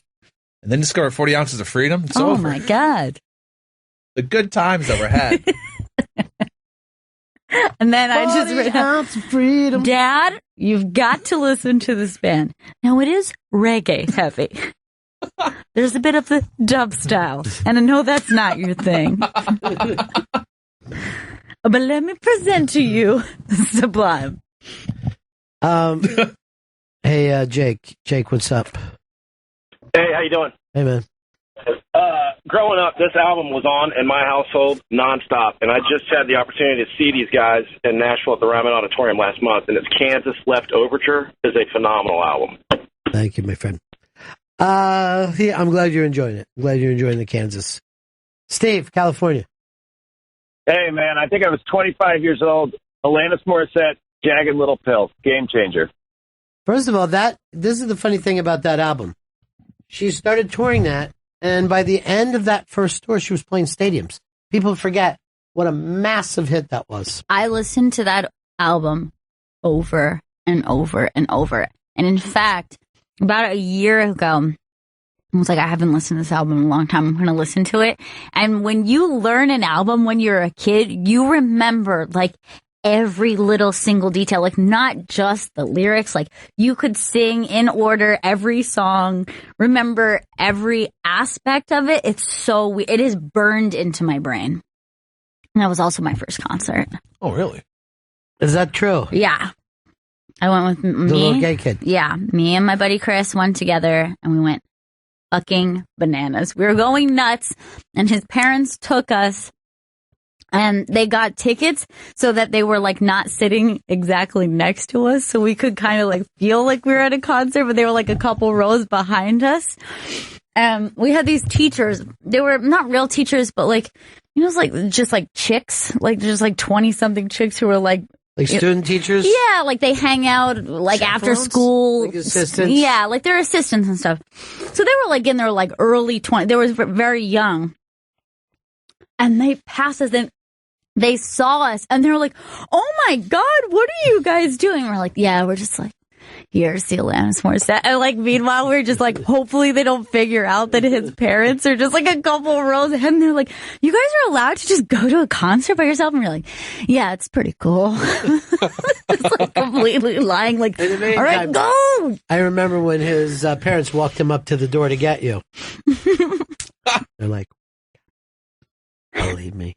Those parents were very cool, though. Oh, I adored them. Because he was like a very cool but different kind of kid, and they were just like, that's him, man. Yeah, they were just supportive. They were so supportive and just like, just let him be the dude he was. And he was an awesome dude, so it was cool. He was a lot of fun. I remember that you said that he ran at the t-shirt thing and just fucking dove at it when he saw that there were t-shirts that he could own. Oh my God. This is the best. They sell t-shirts at these things? Mom! Hey, David, Tennessee. Hey, Ronnie. Tom Petty, Wildflowers. It doesn't get the love it deserves. Wow, you know, you are right. It doesn't get the love that it deserves. There's no such thing as a bad Tom Petty album either. That's part of the problem. Like, how does it stand out? You know what I mean? What fucking stands out when every album is pretty terrific? By the way, he's also put out a fucking phenomenal live album. We're going back to Vito's thing, pushing the live albums. He belongs there. I know we got a break soon here, but Dave, Pennsylvania. Hey, man. Jane's Addiction, nothing shocking. Where are you with the Jane's Addiction? Which one? I think, nothing shocking. What's the other one called, Chris? It's like... It's got a crazy fucking name. Yeah. Ritual de la Habitual? Yeah, that's the one. I always called it Tapioca de la Tapioca. That's the one I was more familiar with. Frankie Z. Frankie Z. Yeah. What's up? What's up? You called us, Frankie. If I call you, I'll jump in and give my opinion. No, I'm calling because there's an album that never gets any good play. Neil Young. Everybody knows this is nowhere. I mean, it's a very well-respected album. It's a beloved album. I personally would have picked After the Gold Rush for Neil Young. Jeb, in Chicago. Hey, guys. Absolutely love your show. It is great. if I'm knocked down and need some mental health help, the only album that can lift me up is Rollins' band, The End of Silence. That is a mood changer. No doubt about it. Yeah, I have albums like that where they're like, there's actually albums where you're like, okay, this takes me up out of it. And then there's albums where you're like, we're going deep in this wallowing. I'm just going to feel terrible. Give me the great light depression album. Not a medical depression. I think that there are, like, any, like Neil Young, for example, I would listen to just, like, feel the way I'm going to feel. Like, I'm just going to, like, embrace it. Like, I would listen to, like, Harvest and just be, like, sad. Stay with it. Sufjan Stevens, come on, fill the Illinois. Can I tell you something? Yeah. I never want to be so depressed that I put that guy on. I mean, that's You go a fucking dark. yeah. I mean, I'll cut myself. Yeah. What is wrong with that fucking guy? I don't know. He's fucked in the head. Because when he made that album, he's like, look, I'm going to make an album for every state. And then he just did Illinois, and that's it. Does he? No, I don't care about that part of it. I said, what is going on in it? What is that thing? Like, he seems to be the number one suicide person fucking singer. And there's no doubt about it. Like, if you meet someone with fucking problems, they love him. All right, I've got another for you. Yeah. Joy Division, Unknown Pleasures. You're just going to go ahead and feel fucking bad. Yeah, you're going to go down with them. You're just going to be like, okay. I went to turn around and see 30 Rock. They got the painting on the ice and all that. Uh-huh. That's what I came by today. And that's why it fucking took me forever to get in. Because they are blocking this fucking thing down like it's East Berlin. Where everyone's going to have to leave early. Vote early, and then leave early. You mean tomorrow? Yeah. I know. I got to leave early here today. I know we got a fucking meeting plan, though. Yes. Is there anything important in this meeting? Thanksgiving stuff. Is there anything important that I got to make this meeting today? Yes. What is it? You have to make some decisions for Thanksgiving. Gravy. Okay, Chris? That's the fucking decision. That was one of them. I'm gonna take that off the list. I believe we call it stuffing juice, but yes, I think that's what we should do. I know. Look, we got packed fucking thing. Everybody wants to go through it. I don't know where to go with this. Gary, we got to go quick. What do you got very fast? The Who, Quadrophenia. It's a good one. I mean, I think most people would go Who's Next, right? That's the perfect Who album. I would go Who's Next. I'm starting to wonder if that would be almost something that's taken for granted now. Like we were saying about some of the 60s albums. They've dropped out where people are going to still represent them in the same way. You can see it in this last thing. Yeah. That they're going to bring up a lot more stuff from the 90s than from the 60s. Yeah, there's like a lot of 90s and even early aughts on their list. What are some important ones you think that they put on there that we missed? And number 3 is with the Strokes. Is This It? That's 3. a great... It's a great album. I never thought it was a perfect album. Yeah, the Decemberists, Hazards of Love. You love the Decemberists. Yeah.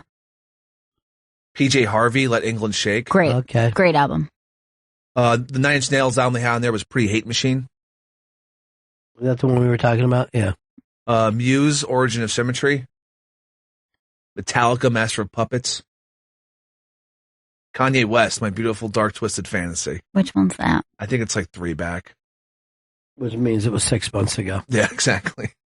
Jeff Buckley, Grace. What was number 1? Number 1 I've never even heard of. The Golden Age with the album Woodkid. That's number 1? Wait, I always thought that was pronounced Who Kid. Oh, it must be Who Kid. That's number 1. And then me loves Who Kid. Let's take a break here. We haven't broke it all, and we're way into this show. Coming up, who's Mateo Lane, and who's he bringing? Mateo Lane and Christy Cello. They are hosting Battle of the Divas live at Union Hall in Brooklyn this Wednesday, November 9th at 8 p.m. Is this still part of the comedy festival, or is it over? It's over. The comedy festival's over. This came, is a and, show. Came and went so fast. I know, but it's still going on in my heart. Oh, is it? Mm-hmm. Great. Right back, Bennington. So just go to plug a couple things. The Unmasked. We're plugging this week, or last week's is on demand? Last week's is on demand, and Bert Kreischer Unmasked premieres this Friday at 2 p.m. Nice. Exciting. That was so much fun. It was a lot of fun. Also, if you want to come out and see Big J's show, I'll be joining him tonight we'll be asking people, what's your fucking deal? Hey, man, what's your fucking deal? And some other really great people on that show, including Jay is bringing the old bonfire back together. Oh. After all this time. That's beautiful. I'm so glad. Soder is going to be the guy in the field, which is kind of a fun spot. That seems like a fun position. Now, I saw them do this out in Montreal, and the crowd work spot in the crowd seems like a really fun thing to do. Yeah. Because you're kind of like, you're running around, you're going from person to person, but you're also interacting with the comic on stage. I think Artie Fuqua used to do that for Jay, and then his money came through. And he doesn't just have fuck you money. He has fuck everybody money now. I heard the amounts. Really? Shit. Yeah. Write what you think, because I don't want to say on the air. Okay, I got a pen You need here. a pen? Yep. And then wasn't there one other thing? Anyway, if you want to go see us tonight, you're at the go to the iBang, and they'll show you how to get free tickets for this tonight to the Better End to see me and a lot of great people with Big J. All right, this is where you are. Yeah, that's where you are. Both of you are incredibly far south. What? Yeah, that's the story. Who said more, me or him? You, of course. When south of that. Matter of fact, out of 0 to yours, Chris, and incredibly far south. That's what I heard. Oh my God! No one knows whether to believe it or not. Whoa. Yeah, no one knows. Shocking. Whether or not we would believe that even for a second. Let's see, anything else? You know, the mannequin challenge has went from, it's everywhere now. Here's the thing that surprised me, and that's up on the iBank today.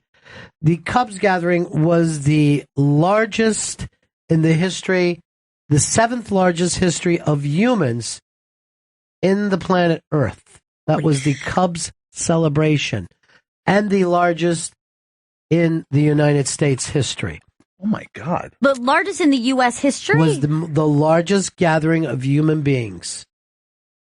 Wow. Now, so this is the 7th largest of all time. Weirdly, 8th largest of all time, and I'm not making this up, was Rod Stewart in Brazil. What? People love that Hot Leg song down in Brazil. I mean, they're fucking crazy about it. What? But all the pictures are up on the iBang, along as the mannequin challenge, which I hate. One of the football teams jumped on it. Maybe even the Giants jumped on it last night. It's so annoying. It's just a new annoying meme. It's like the new planking. What do you call those a meme? Like those internet phenomenon? Would you call that a meme? It's a meme. It's a meme. All right, it was the shitty Steelers is who did it. The shitty No, the Steelers lost. You're not going to do a mannequin challenge after you lost. In no way was it the Steelers. The Steelers did do it before, like earlier in the week. Oh, okay. I thought I said last night though. But you're fucking ridiculous if you find this to be fun or interesting. And also, can I just add, I don't want to shit upon the mannequin challenge, but from the videos I see, I don't think a lot of them are doing a great job. Like some people kind of nail it, but other people I see some slight movement. There's and it doesn't move in the background right there. That's not worth it. You can't put it up. You effed that up. It's got to be 100%. And other guys, there's a bunch of dudes moving in the background of the Steelers one. Everybody's moving, but on the field. Then the mannequin challenge. Some talks about a Kinks reunion. A Kinks reunion. I would love to see that. I would love to see the Davies. And Mitch Hedberg, Life and Comedy, is on demand now. On demand now. And what is this Simpsons to break a TV record? They're going to break Gunsmoke's record to have the most episodes of a scripted TV show in history. I kind of feel like that's cheating because one is a TV show and the other one's a cartoon. Well, I'm not here to protect Gunsmoke, which back then was original Westworld. Now, that's something that if somebody said like, oh, Gunsmoke, okay, I would think, yeah, it was probably on the air. I had no idea that there's that much Gunsmoke out there. I had no idea that that was number one. You don't understand. The smoke came from the barrel of the gun. No, I get that. But There's 635 episodes of Gunsmoke. Holy shit! Now, the main character's name on that thing was Marshal Matt Dillon. So, Matt Dillon actually took his name from a fucking TV character. No wonder he went over big. Yeah. You're already starting off pretty high there. But he's not as big as Gunsmoke was. No, clearly. James Arness might have been the biggest TV star in the history of this, what I like to call the platform of television. See, what you're not picking up on, like when you shoot, smoke comes out of the gun. No, or I Gunsmoke. get that, but how much Gunsmoke? I mean, I didn't know it was bigger than Wagon Train, a train of wagons. They just keep wagon training. There was another very big show that came out and that ran for years. It was The Rifleman, and this was a man who would only use a rifle, even in a street guns fight. No handgun? No. Refused? He never, he's not the handgun man. If he was handgun man, there would be something to talk about. He was the rifleman. No knife? Mm-mm. No. He cut his fucking meat with a rifle. There he is. Everywhere he went, he had a rifle with him. He was the rifleman. And you would see him in a regular gunfight with a rifle. He's cool. Yeah. Chuck Connor is a fucking gigantic fucking star. Gigantic. You know what? As a matter of fact, in my opinion, they based the Bernie Num Num guy on the rifleman. Oh, you mean like the guy who was just like, hey, compadre, like that guy? I really felt like that was Chuck Connors in my mind. All right, we got some folks coming in, right? Mateo Lane and Christy Cello. They're hosting Battle of the Divas live at Union Hall in Brooklyn, New York this Wednesday, November 9th at 8 p.m. Go to unionhallny.com for $6 advance tickets. Let's bring them in. Come on, sing along, Mateo, with this song. Now, are we? Wait, yeah, we're on right now. Oh, we are? Oh, okay. We were trying to figure out whether you and Hassan knew that song or not. I knew the one, like the kind of the chorus, but Hassan did not know any words. He didn't know any whatsoever. No. By the way, he was a little nervous up there, he said, but he did great. Oh, he killed it. Yeah, he slayed it. Oh, yeah, they were great. Yeah. I was not nervous. Well, I was ready to sing Celine Dion. Were you surprised that you swept up the room like that? I was like shaking when I got off stage. Now, which Celine did you sing? All Coming Back to Me Now. Nice. And the thing is, like, Josh was like kind of concerned at first. He's like, are people going to know that song? He's like, is it going to be as big? And I was like, I have done karaoke enough to know that people lose it with that song. And like, they lost. I mean, this one woman was like standing on her chair reaching out to me, and I was like, I'm not Celine. You were in that moment. Oh, in that moment, I was Celine. So you have Christy with you today. Hi. Christy Cello. Oh, I'm so excited to be here. We've wanted you here for some time. Thank you. Really? Yes. But she's a buzz right now. Am I correct when I say that people are talking about her? Oh, yes. Oh, my goodness. Yeah. Well, these roasts, you're killing it at these roast battles. The roast battles is what you're known for right now. Right now, yeah, I love them. I'm addicted to them. There was one and a very big one, that a lot of people said you won, but you didn't get the vote for. I wonder what. I was told that there was a major one against Jimmy Carr. Oh, yeah. People believe. Now, Jimmy Carr is known as one of the best of all time. He's amazing. And everyone said that you should win. I'm like, you got to be kidding me. I agree. I agree. Because when it was in Montreal, and I was doing a show, I was doing that taping, so I couldn't come see you, and I was just like losing because I was like, I hope Chrissy does well, and then people kept coming back saying she should have won. Yeah. Because she was so, I think, entertaining. Like, just a different, I mean, listen to her voice. I was so happy to go up against him. Really? You don't care who you take on? Well, the thing is like, yeah. But I mean, going into Montreal, like, I had nothing to lose. Right. You know, nobody knew who I was. I felt like I had everything just to gain by doing it, and just to hold my own against him. Yeah. Honestly made me really proud. Yeah, it's got a lot of people talking about you. Thank you. That makes me really happy to hear that. Now, you have all your management lined up. Are you ready for this exploding stardom that seems to be coming your way? I just I just got a manager. Are you ready for the Disney Channel? Well, Gail, you used to book people for voiceover when you were at Rockstar. I did, yeah. Would she dominate it in that field? Oh, crushed. Yeah, because you're always looking for somebody who just has like a really strong character voice, but like that comes naturally to them because you want them to also be conversational. Like a lot of people could do maybe like a funny voice, but to sustain a voice or to do like to sound young or to sound like whatever, do an accent. Like some people could do an accent, but they could do it for like a minute. You're not going to sit there and are you looking for gay voice? Me personally, I'm always looking for big homosexual voice. You have to remember, a lot of voiceover is for children, and we're still trying to get them not to do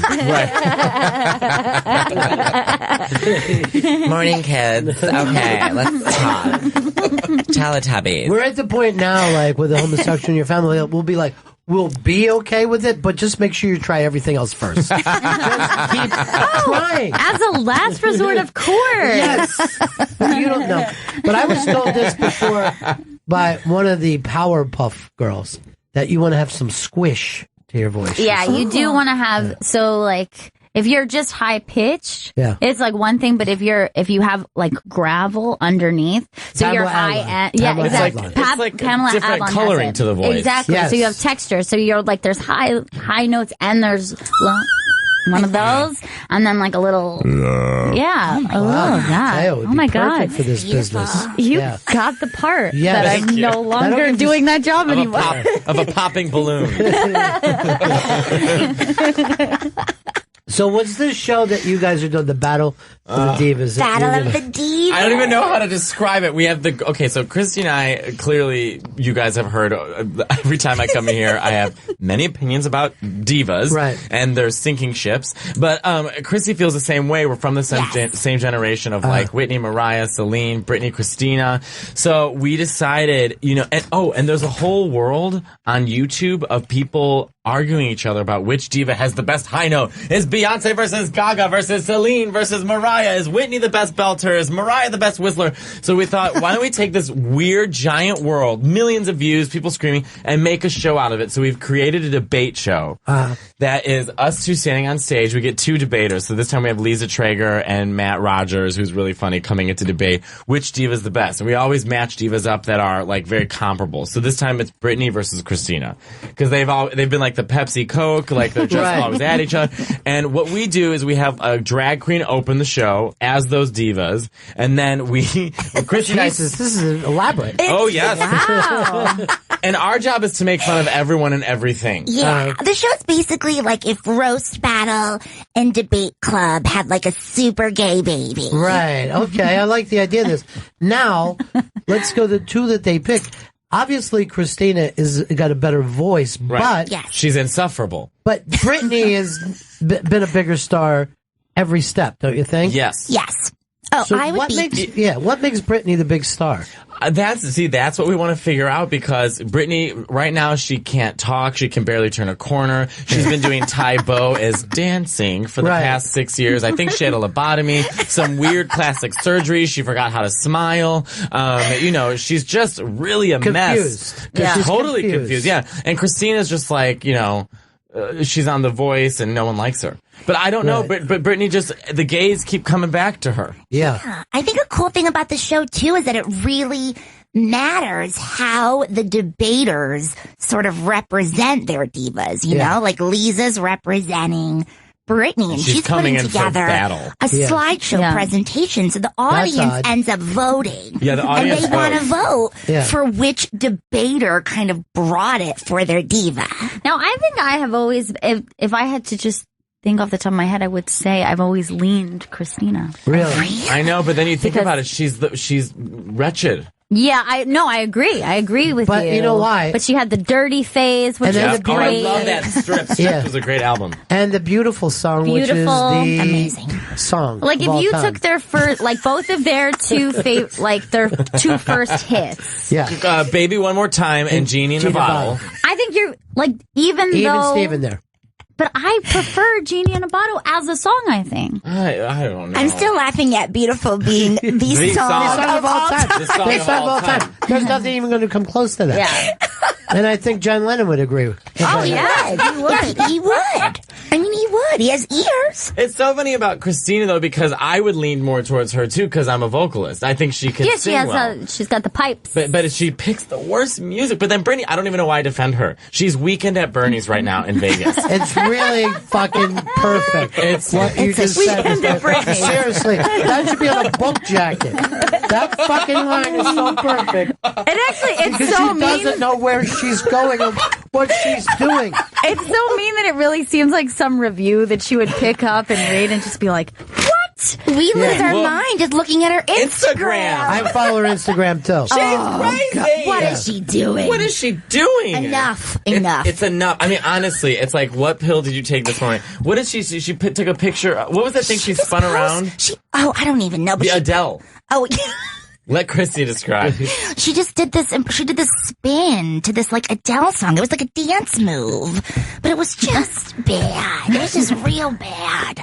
Everything she does is bad, and she looks sweaty, and her hair somehow her forehead got bigger. Well, she's Southern white trash. I mean, she hasn't. Yeah. You know Why what I mean? have her kids been 8 years old forever? That is true. Why are they not 9 or 10 They've never or 11? hit puberty. They're forever There they are, 8 years old. Now, are those? By the way, are those the two kids that start in mud? Because they do have that same look. It's the same look. But there they are in a ball game. That's wonderful. Oh God! Brittany thinks she's at a TJ Maxx. She doesn't know where the hell she is. Who are their dad? By the way, which one of them? Kevin Federline. Kevin Federline. That's the love of her life, right? No, she never came out of that. No, well, they divorced when she went cuckoo bananas, Right. and then he just gained about 100 pounds and gets royalty money from her and goes golfing. They really do have the best relationship because like she's barely there mentally and he's barely there physically, and the kids are raised by I'm sure a slew of nannies, a gaggle of nannies, who they can't you know those kids smoke as little as they are. You know those kids are just smoking. They're rolling Cuban cigars in the basement. All right, so this is going to be this is going to be a fun debate. Yeah, and we did we last month was our debut, and we did Gaga versus Beyonce, and the audience was amazing, shrieking. I mean, they were like, because we let the audience ask questions and vote. I mean, I was we like, take it very seriously. I was like, is there going to be a fire that starts soon? Like, as a riot? It looked like the Who in Cincinnati. What was the final decision? Well, I'd like to know what you guys, before we even tell you, who would you pick in Gaga versus Beyonce? I think hands down it's Beyonce, and here's why. And I'm not just saying that because the offensive Bowie tribute that Gaga did. Okay, that was bad. I'm not feeling this new album. I'm feeling very confused by it. Joanne Fabrics, her album. I'm really confused by it because here's why. So yes, okay. Did Bowie, let's say, have different personas? But she's literally like, she made a country album, but you don't have to like fake an accent in order to write a country song. Isn't she like a Bronx honk honk kind of? You know what I mean? Like, why is she? Hey, y'all. I don't get it. I don't understand it. It's weird to me. And Beyonce's So you're going to go Beyonce? Yeah, easy. Even though Beyonce had that album, Sasha Fierce. Yes, despite the Sasha Fierce, and I knew you were going to bring that up. Which was so embarrassing that like they sat for months contemplating the title of an album, and they're like, you know what we've decided on? A 13-year-old gay kid. Sasha Fierce. I mean, it's like, really? Okay. One reason, I mean, if you're going pure diva, Beyonce did break Jay-Z. You know what I mean? Like, you take the most powerful guy in the world, and he's like fucking Frank Sinatra falling around that fucking broad back in the 50s. Yes. But I'm going to take Lady Gaga based simply on race, and I'm going to stay with my own race. It's a white power vote more than anything else. WP. Yeah. Well, I think Beyonce has more talent in one thigh than I couldn't agree more. I went in Team Beyonce, but Lady Gaga took it. Wow. Because we make them defend singing, dancing, acting, and then we say costumes. But when you really break it down, Gaga is, I'm not saying, listen up, Beehive, relax! This is what the show said. Right. The show said, David Mizzoni, who was defending Gaga, that even though Gaga wears like a cinnamon roll with camel toes, she is more relatable, like she's more accessible. Yeah. You know? She's Lower East Side. She's Lower East Side. She's Lower East Side. Yeah. I respect the decision of the people. However, I will say, let's take a look at Telephone. It's a Lady Gaga song that Beyonce steals. I agree with you 100%. I disagree. That Beyonce steals. I felt like those two combining themselves, like I love both of them equally. I may have just lied to save myself some social media hate, but I love both of them equally. And the thing is, when that video came out, it just seemed like they were from like two different worlds. Like it didn't seem like that those two went together. Like Beyonce, I don't know. Listen, I'm waiting for the battle I'm waiting for is this one, Britney versus Christina, because that's what we grew up with, was everyone being like, who's better, Britney or Christina? Well, she can sing, well, Britney can dance. Well, now neither of them can do either one. I know. But don't you think to be a true diva that you need that famous boyfriend, whether he's from sports or politics? I mean, when you're going back to the original divas, they were always with a very powerful man. Maria Callas with Onassis. Yeah. Streisand with Elliot Gould. I don't know. Whitney and Bobby fucking Brown. Which, can you believe that Bobby is alive? Whitney and Bobby Christina dead. Right. Bobby living. I mean, it's like, what? Well, who was the original diva? Is it Streisand? Is that the Judy one? Garland. Judy Garland. In 20th century diva Garland. Judy Garland. When Lorna Luft is here, by the way. Someone I said didn't she's even in know the that. studios. I didn't know that. I would stalk her down and be like, listen, what's really going on between you and Liza Minnelli? Find out. Find out, Vito. You know, we're sisters. And sisters fight. But Kate Thompson was my godmother. And she was funny. And she, and pizzazz. Pizzazz. We want to do, later on, Whitney Mariah, which I think Bob the Drag Queen's going to come defend Whitney Houston for Whitney and Mariah. That's and great. then we want to do Cher and Madonna. Wow. That would be, I mean, that's a big one. That's an amazing one. Yeah. Yeah. I don't know who I'd pick It's in a that debate one. show that is like, I'm telling the people in the room, it's like the ground was shaking when the audience was screaming last time. Do you always do it at Union Hall? Or? Yeah, we did it for our first time last month, and it was such a success. We were like, okay, we have to do this again, so they decided to make it a monthly show. All right, Chris, who's your all-time diva? All-time. I think it's Christina Aguilera. What? Out of everyone on the planet? Yeah, and I liked it when she fell apart, too, in The Voice. Over Babs? Over Barbara Streisand? Yeah, over Barbara Streisand. I don't think he's thinking.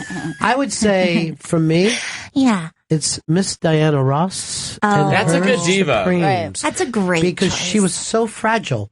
You know what I mean? Like she... Physically and emotionally. Yeah, everything about her could have fallen apart. It was like little Japanese paper that she was made out of. You know, we were like, let's get her to the next place. There's a lot of unsung divas. Like, I think Patti LaBelle did not get the she agree, deserves 100%. more than what, you know, it's like, really, Patti, you're famous not because of your pies, but she can outsing Aretha. That is true, but the problem with her is you don't want to bring Christianity into everything and be a diva. Would you? That would be Style a good over Christianity. Aretha, Patti? because they have kind of had beef. Oh, they still do have beef. There's a Yeah. video of Aretha walking through the White House She, and like, Patti puts her arm out and she like snuffs slithers her. away from her. It's so funny. Smart to do that. That's Aretha's smart. the shadiest diva of them all. Who would you pick, Aretha over Patti? I would pick Patti. I love Aretha Franklin. I have a lot of Aretha. I like Aretha's music better, but Patti is still doing it. She's 70 and It she might be still sings Aretha into for the me. stratosphere. Yeah. I think it'd be Aretha for me. I respect your opinion, but I think it'd be Aretha. Exactly. What are you looking for? This is the Aretha Franklin. So good. There Look it at is. it. Watch, Look at ready? it. Oh, the snub. Here she comes. The And by fur. the way, whoever's dressing Aretha, whatever gay, is doing God a horrible bless her. job. It's Nanook Here we of the go, ready? North. So I'll explain to those walking. Aretha's walking. I'm Everyone's so giving her a standing excited. ovation. She's wearing a fur coat. Here comes Patti LaBelle, puts her hand out, and Aretha slithers out of it. Get Smart move. off of me. That's See good. that? That was That's good. cold. Those two are still going at it. Can you find Christina Aguilera giving, quote-unquote, advice on The Voice. Just type in Christina it's the High best. Note, Christina High Note, The Voice. And it's like the third one. She's in a red chair with a black dress and a white hair bob. Now, Gail, this show sounds like it's right out of your wheelhouse. This is what. Would you come Wednesday? I would love to come. You should come. We'll put you on the Sounds list. like We'll get you drinks. You should come. I would love it. It's going to be Yay. the battle of the century. The only debate that This matters is it. right now. Ready? This is Christina Aguilera giving advice. A lot of potential, man. Sometimes what keeps us from pushing is hearing the potential but not feeling confident enough to move forward. You know, I do agree. I think I was just looking for an extra special moment. Yes, you had those, those little dips and stuff, but there was one note I really wanted you to hit. That's the note I was really looking for. What a cunt. What? Oh, do it like me or else you stink. I wanted a high E flat, that note that everyone can hit. What an insufferable human being. God, that's your diva of all time? Yeah, Really? That's mine. Mateo Lane and Christy Cello are in studio. Mateo and Christy are hosting Battle of the Divas live at Union Hall in Brooklyn, New York this Wednesday, November 9th at 8 p.m. Go to unionhallny.com for $6 advance tickets. On Twitter, it's at Mateo Lane and at Christy Cello. I will be there. See, I think Streisand is like an unbeatable diva. I would agree with that.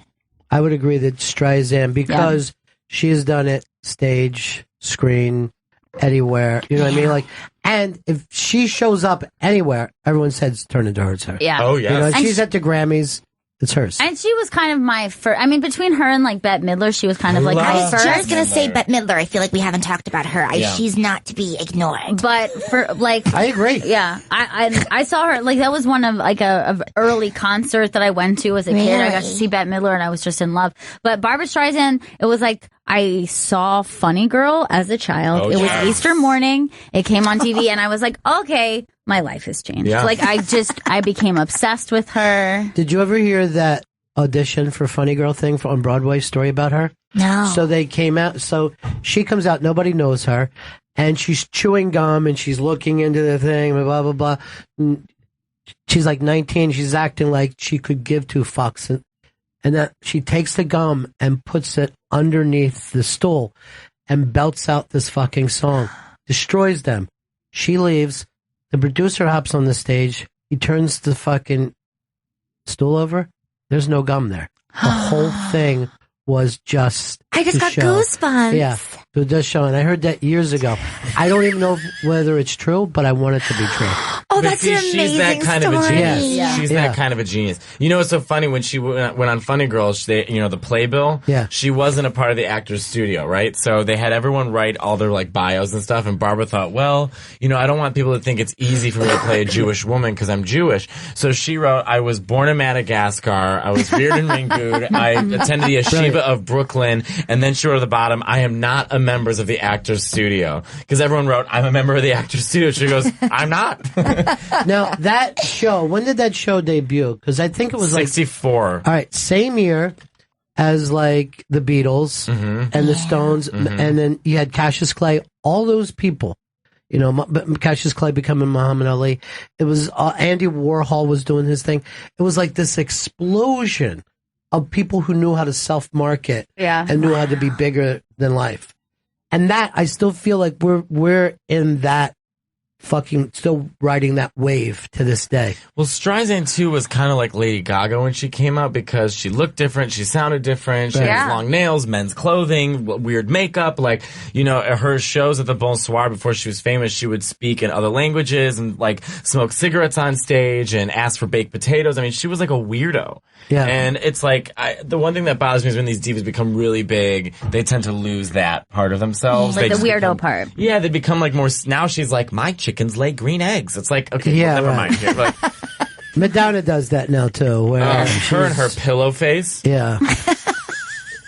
She got some bad filler work. I think that Sandyland, that Sandra Bernhard is maybe the only diva in the history of comedy, and she will I love her. rock it on stage singing too, man. You would love her. Oh, yeah. She's amazing. Have you ever seen her live? No, I've never seen her live. It's amazing. I've seen it. She just walked by here 2 seconds ago. She did? Yeah, she works right around the corner. Next time, remind me. I'm gonna introduce you to her because you would be perfect. Oh, I would love to. I love her. Yeah, I'm crazy about her too. But you know, going to Bette Midler, I just saw Bette the other day say this, that she rewashes her Saran wrap, and I'm very weirded out. Why? She says that she is so into the ecology and all that she just said this was it was just in the paper the other day. Oh no, that you've done it. That makes me uncomfortable. I know. I'm not going to see Hello Dolly anymore. I'm certainly not going to eat with a sandwich that she brings in. I made some bologna sandwiches. It makes me think, like, what else did she do that? Like, did she just rinse out her floss and, like, reuse it? Can be used that way. She doesn't flush. Oh, God. No, if it's mellow. Let it. Yeah. No, it's yellow. Let it mellow. I grew up really frugal, she said. She said she leads an eco-friendly lifestyle and doesn't want any plastic in her house. Well, she does have. About the Saran wrap. She adopts those highways. She like cleans highways. She grew up in Hawaii. Now where did you see her when you were a little girl? Yeah, I guess like maybe it was at like the Thunderdome or was whatever. Was it a concert? Yeah, it was a concert. Yeah. Who took you? My mom and I think my aunt. I should have paid more attention to you when you were a kid. I had you were no not idea. interested. That's a pretty cool show to go to. Really, really cool. Well, she really said Bette Midler said that the role that she felt best doing, like most connected to, was her Hocus Pocus role. Is that right? Yeah, she was so great in that. She was amazing, even though it was a flop. I mean, it was a flop at the time, but now it's like a classic. Right. But she was like. Yeah, she said that was the most. And like, you could not have committed more to like something that on paper that would just be like a children's movie. Right. And she was like, I'm gonna fucking nail this. Like, she was like, yeah, it was crazy. You could not have given. She gave like 150% for a kid's movie. To this day, I still believe The Rose is a documentary. I don't care. I really want people to be that. I'm going to end up like the Rose. No, I'm going to end up like Temple Grandin. I'm going to be sleeping in a squeeze box because I can't commit to men. You know Temple Grandin? Oh, yeah, she's done the show. She's done this show? Yeah. The autistic animal husbandry expert Temple Grandin? Hello, my name is Temple Grandin. Can I take it to your slaughterhouse? She is so. I mean, she learned how to mimic normal people. I love her. I think she's great. But so do you know what she invented a squeeze box? Didn't Claire Danes play Temple? Yes. Yes. Don't beat me there. I can only eat Jello pudding. She has Crohn's, so she can only have Jello pudding. She thinks sliding doors are guillotines. Oh, jeez. I love her. She sleeps in a squeeze box. Yeah, she tightens it up. I really need one of those. I do too. Wait, what's a squeeze that's box? it. So she saw cattle being held really tight because she likens her nervous system to animals, and she says that it calms them. And so she made one for herself, and she. It's almost like a baby being born. You swaddle. Right, you swaddle. Yeah. That's exactly right. So convoluted looking. That. Yeah. Well, her room. I love her that. school thought it was sexual until she got a blind roommate and made everyone try. But anyway, so yeah, but there was like that scene in the movie. It was kind of a frightening scene. She was on her aunt's farm or whatever, and she saw the cattle being held, so she ran up and she yelled like, "Pull the lever! Pull the lever!" And she like held herself in that squeeze box. Now she sleeps. That's what I'm gonna end. You see that, Ron? I'm gonna end up in a squeeze box because I could barely date.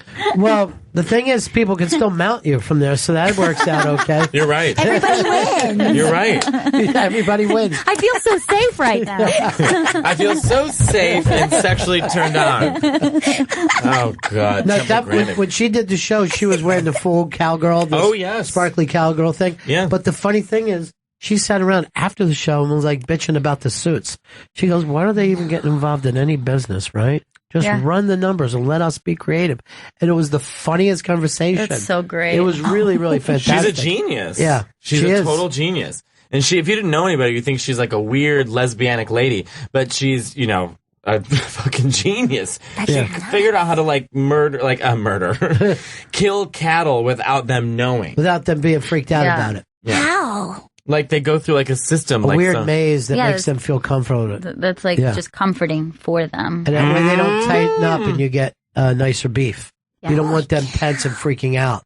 Whoa. When they're dying. You got to kill a cow the same way you kill somebody in the mafia. They're just sitting there, they're enjoying themselves. You come up behind them, put one in the ear. And then it's a win-win. Because then we get, like they're chill. We get good beef. You get good it works burgers. out. Yeah. Now you're speaking my language. The title of my next album is Liza Minnelli, Where's the Beef? I want to do a show where I come on just as Liza Minnelli and not tell anybody. Yes. Like something, like Comedy Bang Bang or something, or just like be Liza Minnelli. I think, have you never done that before? You dress up and just voice, like radio or something. I do Liza for you guys because you giggle, but. No, it's the best. Well, we were having a Super Bowl party on the air when we were at 57th Street. And we went out to get something, and when we came back upstairs, all our friends were just staring at me, and I walked through, and Liza Minnelli was there because she was doing the Frank Sinatra, and she had took Eastside Dave's baby that does the show, and she was just playing with this baby, and we were like, is this a big pill? What is this? She was being so sweet with this baby, and we were like, okay, I'm glad, so nice to meet you, but we have to go live now, and she's like to the baby, we're going live. And she says, we're going live, she kept saying. It was the nuttiest thing ever. We're gonna, listen, baby, we're going live. Yeah. And just start, spur out on the nose. I've still got it. And I'm not even kidding, 20 minutes after she left, everybody was looking at each other the way people who've been abducted by aliens, like to try to figure out if it happened, or did they just have it. We couldn't believe it. We could not fucking believe we were at the same place. Is she short in real life? She was pretty tiny, as I remember. Yeah, she was. She was wearing very baggy clothes because this was just a radio show that she was doing. Can you type in Liza Minnelli HSN? I'm so sorry to make you, I'm so sorry. But have you ever seen this, Ron? Because you're going to lose your mind. She went on the Home Shopping Network. I don't know what she was on. It's a 4-minute clip. Every single thing she says, she fucks up. She's weird. She's out of it. Like at one point they're like, all right, we have Doris from Georgia. Doris, say hi to Liza Minnelli. And Liza's like, hello, hello, Georgia from Doris. I mean, she was like out of it. They're trying to like sell these. At one point she's like leaning back, like yelling at, did you find it? Oh my, there it is. Just fast forward like a quarter of the way through. Again, you put this on and then you do what you want to do. Do what you want like you to want ring. to sit. So all you have to do is really do this. That's These it. clothes look great. That's right. And your arms are important. Yes. Your arms are important. 2 or 3 or 4. What? Bracelets. What? Don't what will do. I broke my knee. So I had nothing to do with the hospital. So I thought, well, I'll just start fooling around with stuff I loved. And, I had my knee replaced. And I was lying around not doing anything. Oh, no. So I thought, and I started to think about things like this. It was driving me nuts. Really? Having to sit there with my knee and not move. Oh, God. My knee. To work with this, and I thought, I hate this. I mean, so I started working with clay. I just started working with clay. I found a lump of clay. Darling, I was upside down in a hospital and I found some clay. And my knee broke and I couldn't move. You should wear the dress. The dress doesn't wear you. I mean, and the people on these shows that deserve Emmys are the hosts of those shows. So funny. Because they've got to make Liza, Paula Abdul, Mariah. They've got to make these women look lucid together. I mean, Liza could have been faceplant dead, and this woman would have been like, "That's right, Liza, $4.99." I mean, it's like, God. Arms are important. Yeah. Well, Paul Abdul is heading in that direction. There's no doubt about it. Oh, yeah. Who is? Paul Abdul. Oh, yeah. Paula's been there for years. Yeah, she's absolutely in that state. Mateo and Christy are hosting Battle of the Divas live at Union Hall in Brooklyn this Wednesday, November 9th at 8 p.m. Go to unionhallny.com for $6 advance tickets. All right, we got a break for a second. We'll be right back with these guys, Bennington. Bennington is back and we're hanging out with Mateo Lane and Christy Cello. Mateo and Christy are hosting Battle of the Divas live at Union Hall in Brooklyn, New York this Wednesday, November 9th at 8 p.m. So go to unionhallny.com for $6 advanced tickets. Now, Vito, we asked you to find out about Lorna Luff, and then we never heard back from you. I'm still waiting to get a reply, and I sent somebody out to look and could not get any info yet. Man, I wouldn't want to be that. I like that name, Vito. Yeah. Hi, Vito. Hi. Que italiano sei tu? I only speak English. ¿Cómo estás? Vito, if he was in any mob movie, would be the driver. He's not going to get a lot of lines. Yeah. He's not going to get a lot of lines at all. See, he's the Trump guy. You were asking like who could vote for Are Trump. you really He's a the Trump guy, Vito? Yeah, I'm really pulling through. All right, can I ask? Are you being sarcastic? No, I'm just like I hope he wins. All right. Is it okay? I'm gay and part Mexican. Do you think it's ideal for him to win for people like me? I think it has its benefits, Go on. Pros and cons. Pros and cons. Pros and cons. The con being, go on. Like it's going to be great again. For who? Blacks, gays, Mexicans, trans, bi, who? Hopefully everybody. But, okay. So, you're white. Yes. Okay. So, and a male. Ish. Yes. Okay. So in 1950, you would have been fine. Yeah. Okay. How do you think someone black would have been in 1950? Not great, but... So what are we making great again? Like, we're looking for the good, but look... All right, we'll do another year. Okay, you're gay in 1987. Good? No, you got to do some history, honey. You got to do some history. There was the AIDS epidemic, and we had no rights, and Reagan wasn't speaking of our rights. So we had people dying in the streets, and no one was helping or talking about us. So millions of people died as a result. Mateo, you're saying that you'd never want to time travel. If it was up to you... I couldn't. I would die. I'm such a faggot. If I was in the 50s, can you imagine me trying to have a wife? I'd have to marry Christy. Yay! Christy and I would probably marry each other, right? Yeah. You've dated gay men before. Too many. Yeah. So this is like my wife. I can't even go to like a gay pride parade because I'll run into an ex-boyfriend. This is here. Let's do you and I as a couple in the 1950s. Okay. Hey, honey. Hey, sweetheart, how was your day at work? Oh, just so hard. The salon is so busy. Busy day. Busy day. Where's my dinner, bitch? I hear he buys Did all I get her too clothes. serious, Vito? Yeah. Sorry. Ron, did I get too serious? Are your No, listeners gonna hate me? no. Everybody's on edge. Everybody's on edge. I know they are. Both It's a sides. tense time. Yeah. Like, you guys probably don't realize how much the Trump people hate Hillary, and they think she's taking us away. Half the country is going to be furious on Wednesday morning. They are. They are. Well, they're both, it's like, we shouldn't talk about politics, but just really, those like 360 million Americans, and these are the best. These are the best two we could come up with. Certainly the best two we have. But I've been through elections before, and I can just tell you, life goes back to somewhat normal afterwards. It doesn't. Yeah, because there's feel a like hype right now, so it there's feels a hype, like. and then really, most of us, we live in our neighborhood. We don't live in. You know what I mean? What they say in Washington doesn't always mean shit to us. Right, and eventually it'll move into the realm of just stuff we complain about. Oh, yeah. We're going to bitch about I mean? whoever wins. That's it. That's all. And if your guy doesn't win, you get to feel superior for 4 years. You There feel is a benefit of that. fantastic. Going, who could have voted for this dick? Not me. You don't want to be on your fucking back feet trying to protect Obama all the time. You want to be the person always yelling. What the hell? Yeah. It is more fun to yell, isn't it? Yes. It's an easier position to be in. Because you're like, I assure you, if I got what I wanted, none of this would be happening. Yeah. You Right. can't really... That is the easier position to say. It's because of you! It was fun. Like, you guys remember when Sanjaya was on American Idol? Now we're talking, yeah. Dark yeah. years.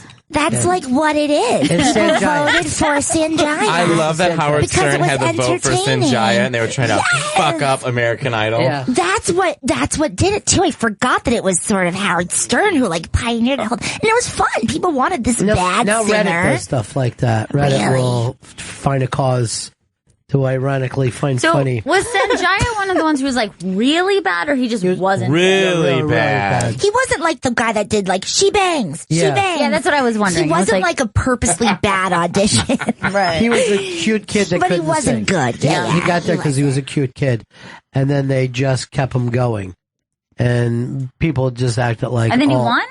No, he got like because 6th place or something. He ended up getting really far, and it was like clear. I mean, people like Jennifer Hudson, who were these great singers, weren't winning, and Sanjaya was still there. Yeah. Now, this is the only way I can understand things. No, is to You're put right. it in American Idol It's terms. the same way. It's the same exact way. I remember Elton John coming out, like he put on his wig and came out to yell about Jennifer Hudson not winning.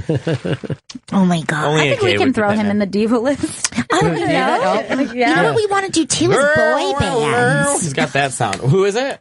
Boy bands. Oh yeah, NSYNC versus Backstreet. NSYNC and Backstreet. Those are some divas. Well, out of all those guys, Justin is the one who dated Britney, and Justin is the one whose career benefited.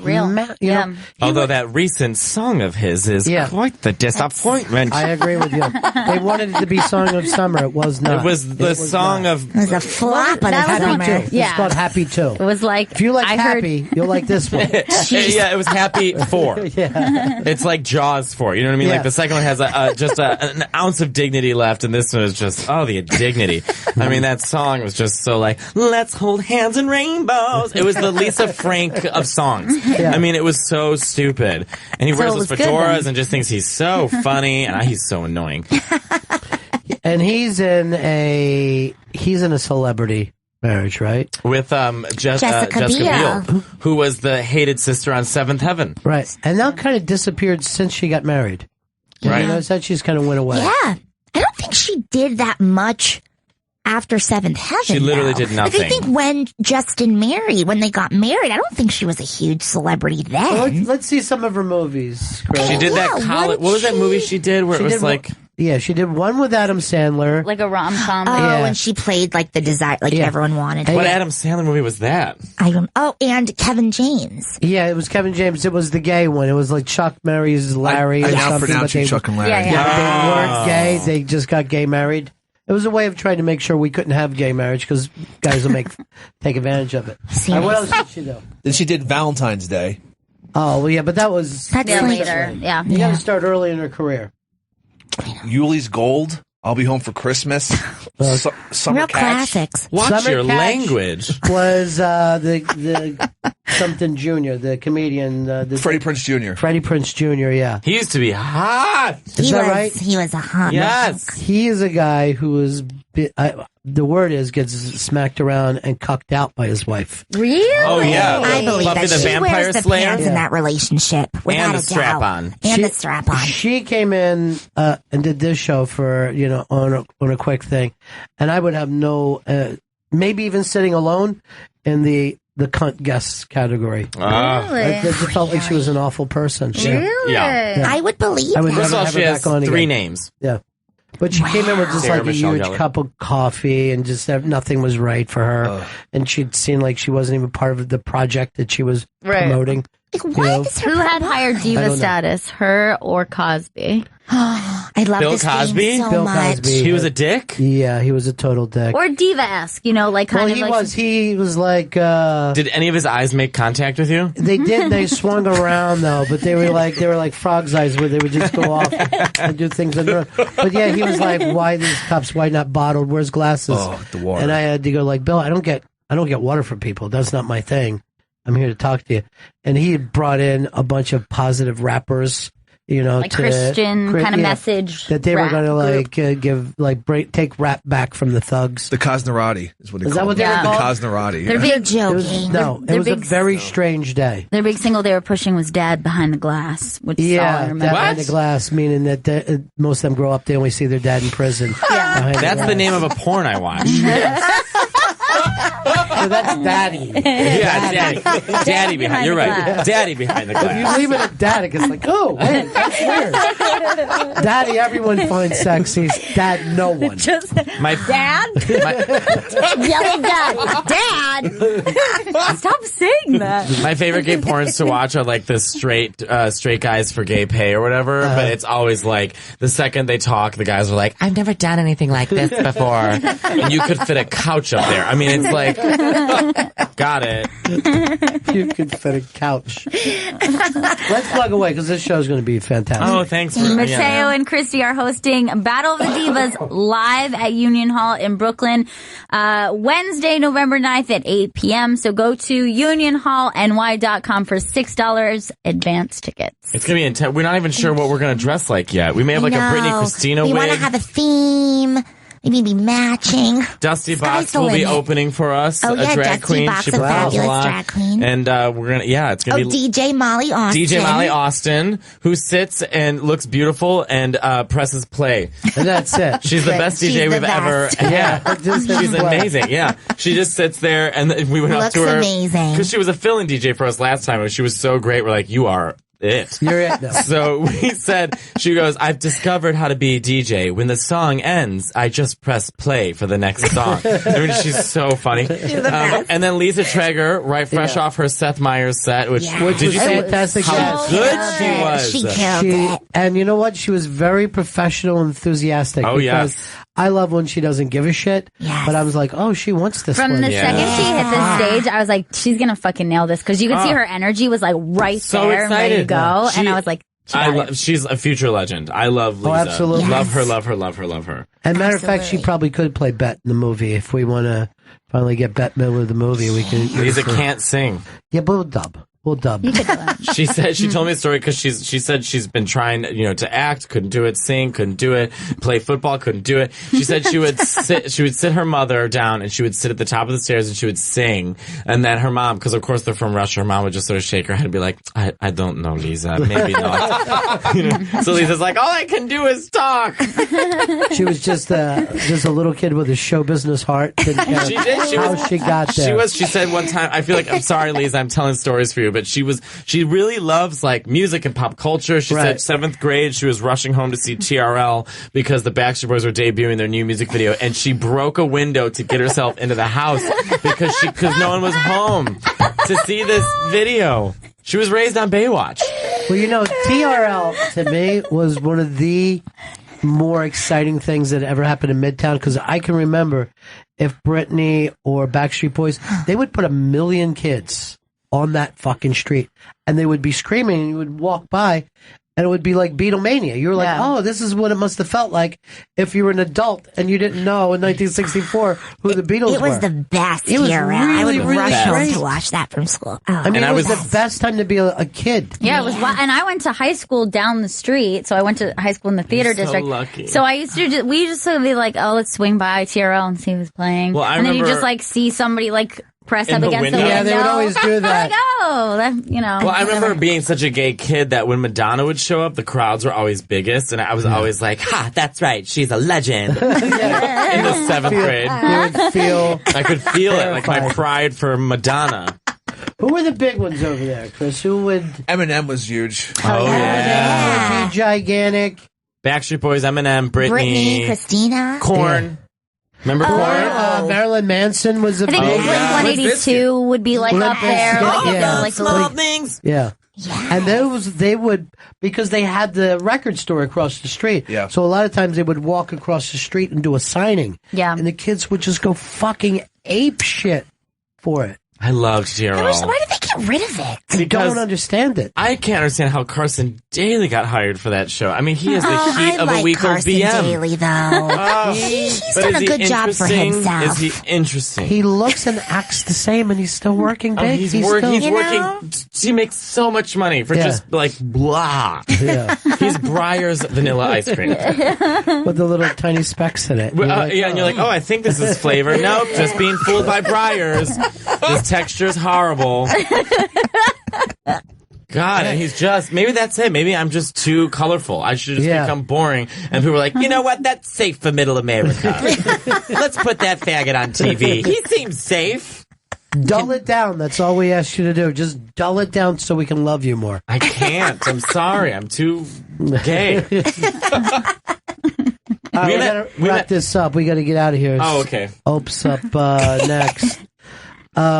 Let's plug away everything that needs to be plugged. Mateo Lane and Christy Cello are hosting Battle of the Divas live at Union Hall in Brooklyn this Wednesday, November 9th at 8 p.m. Go to unionhallny.com for $6 advance tickets. And Big J tonight with his I love Big J. fucking deal show. Yeah. Go to theinterrobang.com to win some free tickets to that. They'll tell you how to get free tickets.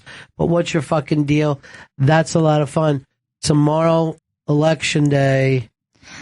Everybody is on edge. I'm voting for Mariah. Yeah, well, I hope so. I hope she gets it. She deserves it. Yeah. She does. Everything she's been through. She does. You know? She does. I bought tickets to see her December 7th at the Beacon Theater. Did you? Oh, yes. Good. Her Christmas show. It'll be my third time seeing it. I'm disappointed every time. But I'm going. She wrote the last classic Christmas song. There hasn't been one. That's a great one. Great song. Timeless. All right, that's it for us. Thank you guys so much. for having us. Thank you Congratulations so much. to you, too. Thank you so much. And we'll see you all again in 1974. Ladies and gentlemen, the evening is over. We hope you all enjoyed yourselves, and we'll see you all again in 1974. Good evening!